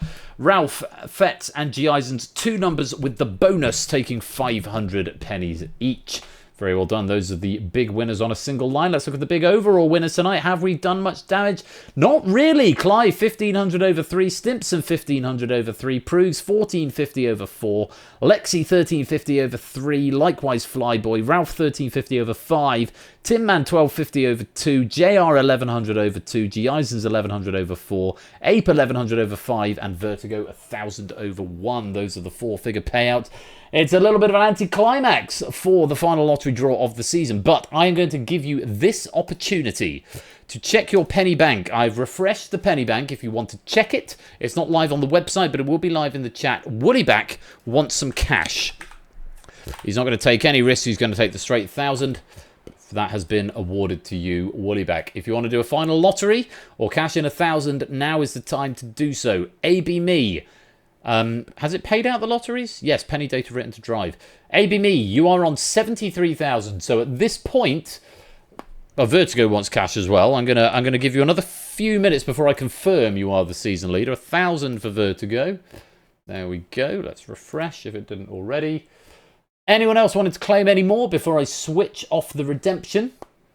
After which I will refund micro pennies and they can roll forward to next season. Micro pennies do roll forward to next season. Actual full fat pennies, anything over the 10,000 do not. Lottery for 83.45, please, from 8 Minky. I can't guarantee that. Lottery for Ardenfets, lottery for Jack. Okay, let's load these up. 8 Minky, and Ardenfets, and Jack Wilfred. Veal success to all three of you. Whoa, not bad. 48, 68, and then Ardenfets and Jack Wilfred doing the balancing act on the other side for the sub 1,000. There we go, cashed in. 8 Minky, where does that put you? It gives you 46,527, which doesn't get you any closer to 50,000. Didn't get your extra ball, but that's very nice, and they are going to disappear into the ether once the season concludes. It's fucking over, says Jack Wilfred. Well, what I will say is that we're going to the penny prize draw. So, for every 10,000 pennies that you have, you will get one ball into the draw. And at this point, I'm going to say, no more micro penny redemptions. The penny leader for this season of Game Night is ABMe208 with 73,000 pennies. ABMe, you are the board leader, and you have to make a decision now before I load the software again. Would you... Yes, it does need a sound effect. You're right, Brig. Let's have that one. That'll do. ABMe, would you like the Mystery Star Prize, which is exactly what Shapes had last season, or would you like to take your chances with 7 balls in the draw and then take your pick of one of the many prizes that are available from the penny prize draw? It's not the same. The mystery prize cannot be won in the penny prize draw, but likewise, you don't know what you're getting. So, ABMe. Is ABMe still here? I hope he's still here. No conferring, please. ABMe is here. No conferring with Shapes. Shapes decided to make it a mystery and set a trend, which means it will remain a mystery. Yes, the mystery prize would ship to Denmark. If it costs extra, I'll cover that. Don't worry. I will require you to give me your address, but obviously that's just between you and me. What is a Denmark? Yeah, who knows? I'm happy to cover any extra postage. That's on me. ABMe is going to take the mystery prize and forego 7 balls in the draw. You will be excluded from the penny prize draw, but ABMe, I will sort out your mystery prize before I go to Africa, which is August. So I'm hoping to do that all this week. I'm hoping to do it before I go to Wales on Wednesday. So congratulations on winning the season. Mystery prize will be winging its way over to you in due course. Congratulations and thank you for all of your input to Game Night this season. I hope you've had fun. Which means everyone else with 10,000 or more is going into the penny prize draw. I can tell you Shapes, Matt the Sprat, Fetz, JR, Stimpson, Stilgar, you're all getting 6. Prugs, Lupine, Alexander, Clive, Flyboy, BC, you're all getting 5.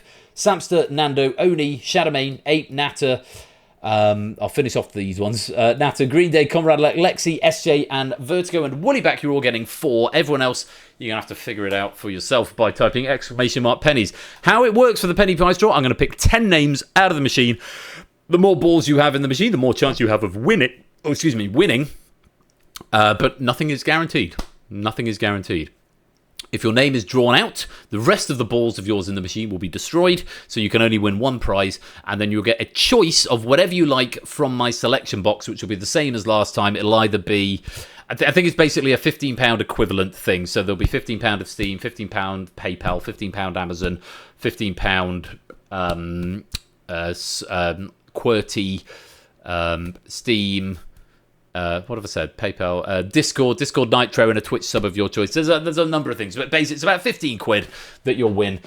So those of you who can do maths can recognise I'm giving away about £150 tonight, and this is because of you guys. Thanks to your subscriptions and bits, all of it gets rolled back into the, so what, it all gets rolled into my PayPal account, which then at the end of the season gets rolled back out to give back to you. So there's a little bit of float in there at the moment, but that is what subsidizes these end of season prize draws. It means I can be a little bit generous with you. The mystery star prize is I'm not going to say how much it is, that would be vulgar, but it is all thanks to you and your subscriptions and your contributions and your continued support of Game Night. So thank you very much to everybody. You are funding everyone's prizes, of which you have a chance of winning one, which is very exciting. So I'm going to roll the lottery credits. I'm going to skip the credits for the penny prize draw and just go straight to it because we need to get into it. And because it's getting late, we're threatening a bumper stream at this point, which I'd like to avoid if possible. Thank you for playing the lottery. I will see you for the penny prize draw in just a mo.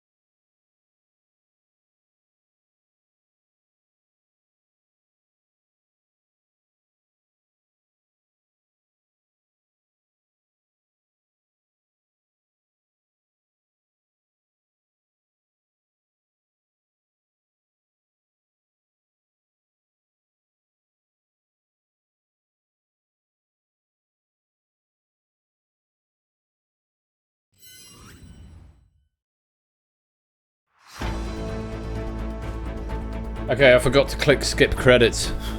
So we're getting the credits again, or the titles again. I've also forgotten the syntax, so I might not have excluded AB Me and myself from the draw. So AB Me, if we see your face and my face appearing on balls going into the draw, I'm going to have to do it again. But it is time, actually, for the penny prize draw. So if you want a front row seat, LRHS is the code. And that's just to get your avatar in the game. It doesn't have any impact on the draw. I will check my log to see if AB Me and I get balls in the draw. And if we do, I am going to have to cancel it, start again. I think it's pipe separated, but it might be comma separated. We'll find out in a minute. If it's pipe separated... if it's comma separated, we're going to be doing it again, and then I will skip the credits. But come grab a seat. Left, right-hand side is right, Bass. Absolutely that. So, let's hide the room code. And let's start the machine.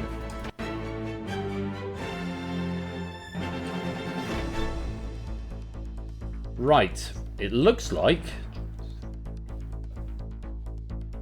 Oh, Royal Flush added to draw. 1 ball. Now, where's AB Me? Where are you, AB Me? I actually don't see any sign of you, so it's added me to the draw, but not you, which is odd. I thought I excluded myself. How have I gotten in? With a single ball. What? Maybe it's not pipe separate. I need to go and look at my code. I should probably put that in. Apparently, I've got a draw in this. Ugh. What do we do? Do I go and look at the operator code, or I just draw and hope that it's not me? Yeah, I've got 16,000 pennies this season because I always play the lottery proofs, and I've done a bit of writing this season. I really don't want to win.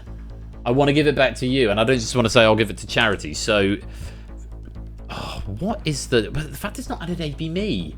Did I just type my own name wrong? I don't want to win a prize. No, that's not the point of this. I've already got the prize. I've got the prize money already. I think it's probably worth a reset. I think I need to look at the code. Can we just sit on this holding screen for a minute? Give me a sec. Let me see if I can pull up the code without opening the Unity project. Hang on. MISC, not Steam, code lottery machine, assets, game, scripts. Oh shit, no, this is the operator, isn't it? Oh, that might be a bit more difficult to find. Assets, game, script. I think it's in the host, or is it remote operator? No, it's host. Managers. Launcher manager? Where's launcher? Okay, no, it's not there. Remote operator. Launcher manager, there it is. What's a remote operator? Right, give me a sec. I'm just going to have a quick glance at some C# and see if I can fathom. No, I don't think it is with the Flu $8. I think on Twitch officially I'm flush with an S. But in here it should tell me. Oh Lord. I've had far too much to drink for this. Join room, config. Config, is it in config? Navigation. Picture setter, it's not question setter. Internet navigation. That looks about right. Right, penny prize draw. Play prize draw. Set label config. Oh god. It's all in the inspector, isn't it? It might be a bug. You know what? If my one ball gets drawn out, I will donate it to charity. Either that, or I'll redraw one person and they can win it.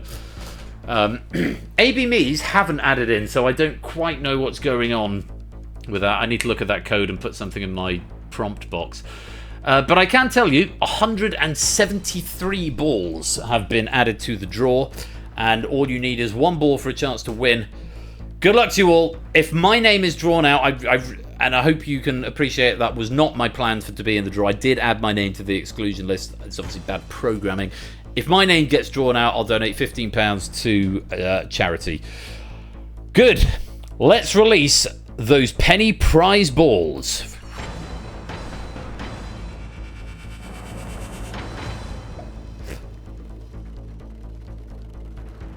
$173. Bear in mind the maximum we normally have is 49. It's going to look a bit busy. There you all are. Into the penny prize machine. A whole load of balls right there. It's very exciting.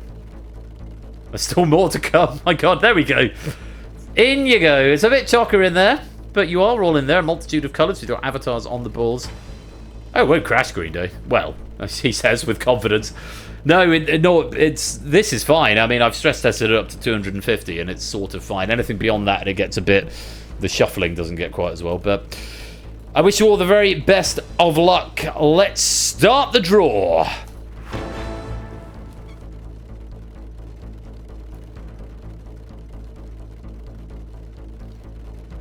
And our first player out tonight is Tipster. Tipster, just the one ball in the draw. 57th this season with 11,057 pennies. You have won a prize. There we go. First one out. That was easy. Next. Oh, someone on a white ball fell off. Let's try again. No, let's not. Let's give them a shuffle. Bring the tube back down and try again. There we go, on a blue ball. It's Prudes! Well done, Prudes. 5 balls in the draw. Finishing 8th this season. 57,336 pennies. This is Guinevere, apparently. Guinevere, it says set of balls number 4. It's not, but it's just Guinevere. But well done, Prudes. You won a prize. Third out. On a pink one. Hey, it's Bungle, my colleague. Bungle, just the one ball in the draw. 55th this season. 12,174 pennies, but has been a very full presence this season. Guinevere with a U, Green Day. Well done, Bungle. He's bingled it. Fourth out. On the blue ball, there's John. Welcome, John. Just the one ball in the draw. 62nd this season, just getting into the draw. 10,513. Though John did write a lot of questions for the drain this season. Congratulations to you.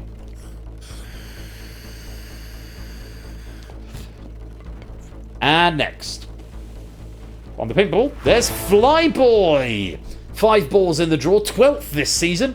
53,779 pennies in total. We're halfway through. 5 more names to draw out. Very good, Jack. The 6th winner on a pink ball. Hey, there's 8 Minky. 4 balls in the draw, finishing 18th this season. 46,527 pennies. Congratulations, Ape. You have won a prize. I will also add, because I noted the charity thing, you may forward your winnings to a £15 donation to a charity of your choice. We'll also add that. There's score count with just the 1 ball in the draw. 51st this season, 13,908 pennies. Congratulations to you. Right, 3 more winners to draw. A lot of 1 ball winners. That's how RNG works, I guess. Or physics NG. Random physics generator. RPG. There's G. Eisens. 1 ball in the draw. 41st this season. Just missing the cutoff at 2 with 19,264. I think so, SJ. Yo, says G. Eisens. Absolutely. 2 more. Who's up next on a blue ball? There's JR Plays Games. There we go, bucking the trend. 6 balls in the draw, finishing 5th this season. 63,435 pennies. Well done, JR. Thank you for all your efforts, both writing and proofing. 1 more winner. Who's it going to be? On a red ball, there's Fluffy Bunny. 3 balls in the draw. 27th this season. 36,145, and those are your penny prize draw winners.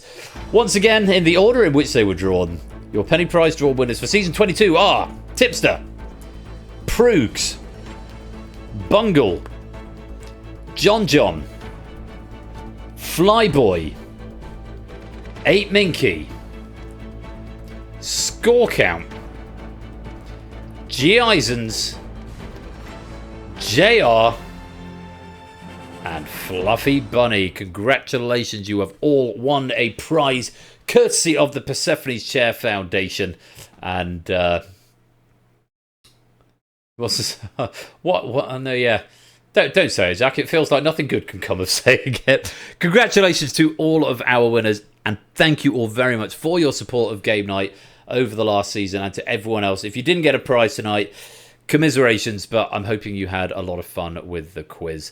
It's one of the things. RNG is going to do RNG, and that is what I always wanted it to be. Chip in a chair rewarding. Say 10,000 feels like a sensible level that you've got to achieve to show that you're a part of the community.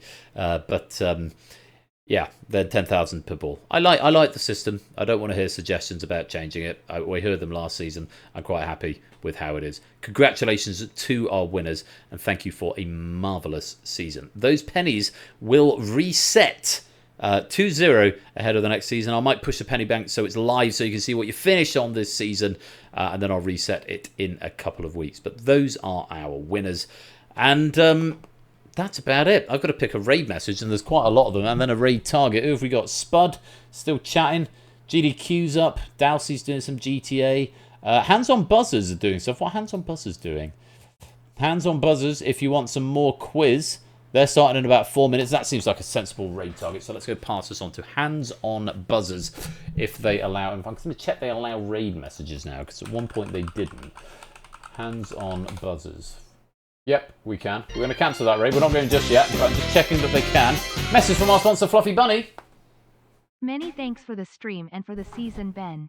Hope you have a lovely break. Then onwards to season 23. Thank you very much, Fluffy Bunny, indeed, for the 100 bits and for the kind words. Incidentally, if you've won a prize tonight, I'll ping you in Discord, so make sure you are in Discord. I'll give you a ping and I'll sort it out. It probably won't be tonight because it's quite late. I'll try and get around to it tomorrow at some point. So just keep your eye out for a ping. I'll definitely do it before the end of next week. So and just get you squared on what you can choose and what you'd like to do. So thank you all very much. I will be in touch. That is it. I'm going to go pick a raid message. We're going to wrap up the stream there.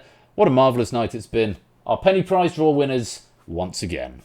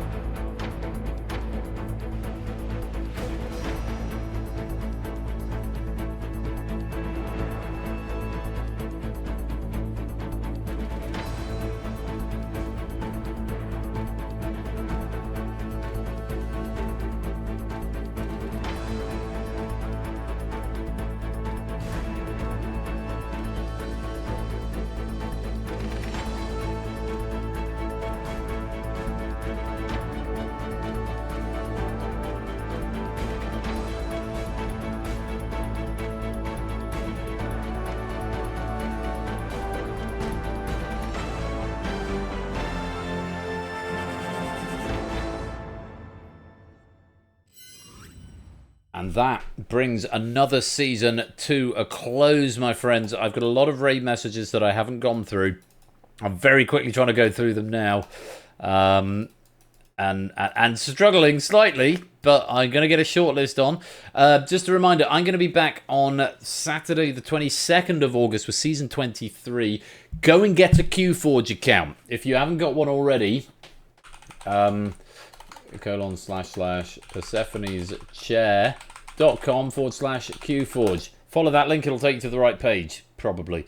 Go and get an account, even if you're not an active writer, if you think you might like to write some stuff, even if you just want to dip in and do the odd pack, or do a warm-up pack, or do a spotlight pack, everything's going to be through QForge, and it's going to be a really useful application for seeing what's coming up and stuff, so please do go and register. Everyone who's registered already, I've just seen it go from 2 to 5, so thank you to people respect. If I give you a link, you click it. I'll go and activate those in a minute, and then you can press refresh. Oh my god, there are so many raid messages in here. I've got more not lowlighted than more that I haven't looked at than are highlighted. Right, that's good. No. Yes. Yes. Yes. Yes. No. No. No. No. No. No. No. No. No. No. Right. I've got a short list. At least. Okay. I'm going to turn off accept raid messages and remind me to turn it back on once I've picked them. So there's no more coming in at this point.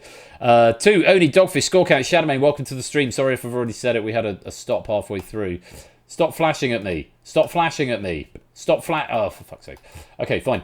Right. Honourable mentions, first of all, before we go and raid hands-on buzzers. Head, shoulders, knees and toes and tongues. Knees and toes and tongues from Vertigo. Similar message to AB Me, coming in at exactly the same time. Tonight the siesta will come. Very nice from Lupine. Mind misspeaking there. BBC 5-Ive from Puzzle Dan. And from Green Day 5-Ive as far as I'm concerned. The summer I turned mid from Flyboy. Having quite a tropical moment from SJ. Give me smut and nothing but from Brisbane. It's a load of rubbish, but it's still good from Alexander. Jeremy puts the C in Hunt from the Clement. Very nice. Grandma sends her love from Ardenfets. Final crash of the season. Very nice. I'm turning sneeze years old as well, also from Sanzu Watashi. Stay on the plane or you may get sucked off from Lewis. No, I'll come back to that one. Bazookas are already legal in Texas from Alexander. How the hell do you lose a giraffe from Rob D. Raven? Giraffe found fat, happy and wielding a bazooka from AB Me. One giraffe has been found from Puzzle Dan. 100-acre wood looking different these days. A call back to the caption competition. So, final list. The dinosaurs long as Thailand from Alexander the Huh. Garage for Farage from Tin Man. Coming, darling, from the Clement. Very good. doxing his family from Epic Galley. This is the opposite of this from Colin, and I'm down to 2. And these pennies won't actually count because it's going to get reset, and there are too many for me to take them all forward. So these are just honourable mentions for the episode title, and the pennies aren't really going to count for anything. Oh, I think Lewis, you're the runner-up. I felt like one of my dad's cabbages. And Stilgar, I may pass this forward to next season. Just as the winner, I might give you the 250 pennies that go with this for tonight's raid messages, courtesy of my mum and my grandma coming to join. Our episode title tonight is Shouting Answers at the iPad. Very well done, Stilgar. You are the final episode title of Season 22, and you'll get your very own thumbnail to go with that. Shouting Answers at the iPad. Yeah, I think that's good. I think that's right. That's the right answer. Gang, what a season it's been. I'm done. Are we bumper? We are bumper as of 3 minutes ago. It's a bumper stream, though we had a 3-minute death in the middle, so maybe it sort of balances out. Thank you, Lexi. I very much looking forward to my holiday. Say I'm back to work on Monday, but I'm sort of done with gig season. I've had a wedding or a gig like every weekend since like the middle of May. So it's either been a wedding, and I had a big concert today, and weddings, and obviously I had the thing with HUDs, which wasn't a gig but kind of was. So I've been doing a gig in the middle of the day with stream at the end of the day and parkrun in the morning. So I've been working like 6-day weeks since the middle of May, and then church obviously on Sunday morning. So I'm very much looking forward to having just a bit of a reprieve and a bit of respite just to catch my breath. So yeah, I'm going to be back on the 22nd of August. Please do mark your diaries. Go and get a QForge account. I'll get you hooked up and get some questions for next season. If you have been a writer this season, huge thanks to you for your contributions, and to all the proofing team behind the scenes as well, to all the admins and the moderators who help run the server and keep things smooth when we're on stream, because say I'm a one-man band trying to do the software and the hosting and a lot of the moderation of the community. I am not an island, and I'm unbelievably grateful to everyone who helps to contribute to making this little pocket of the internet work. I've got a new end of stream idea which I'm going to be starting to knock together over the next couple of weeks, so keep your eye out for maybe a dev stream of that at some point. But apart from that, I'm going to be back at the end of August, and I'm very much going to look forward to my time off. Keep an eye out for a ping question writers in QForge for writer requests for the next season. That's going to be coming out in the next couple of weeks, and then I'll be blocking the season and doing assignments. So yeah, I'm going to go have a lie down, I think.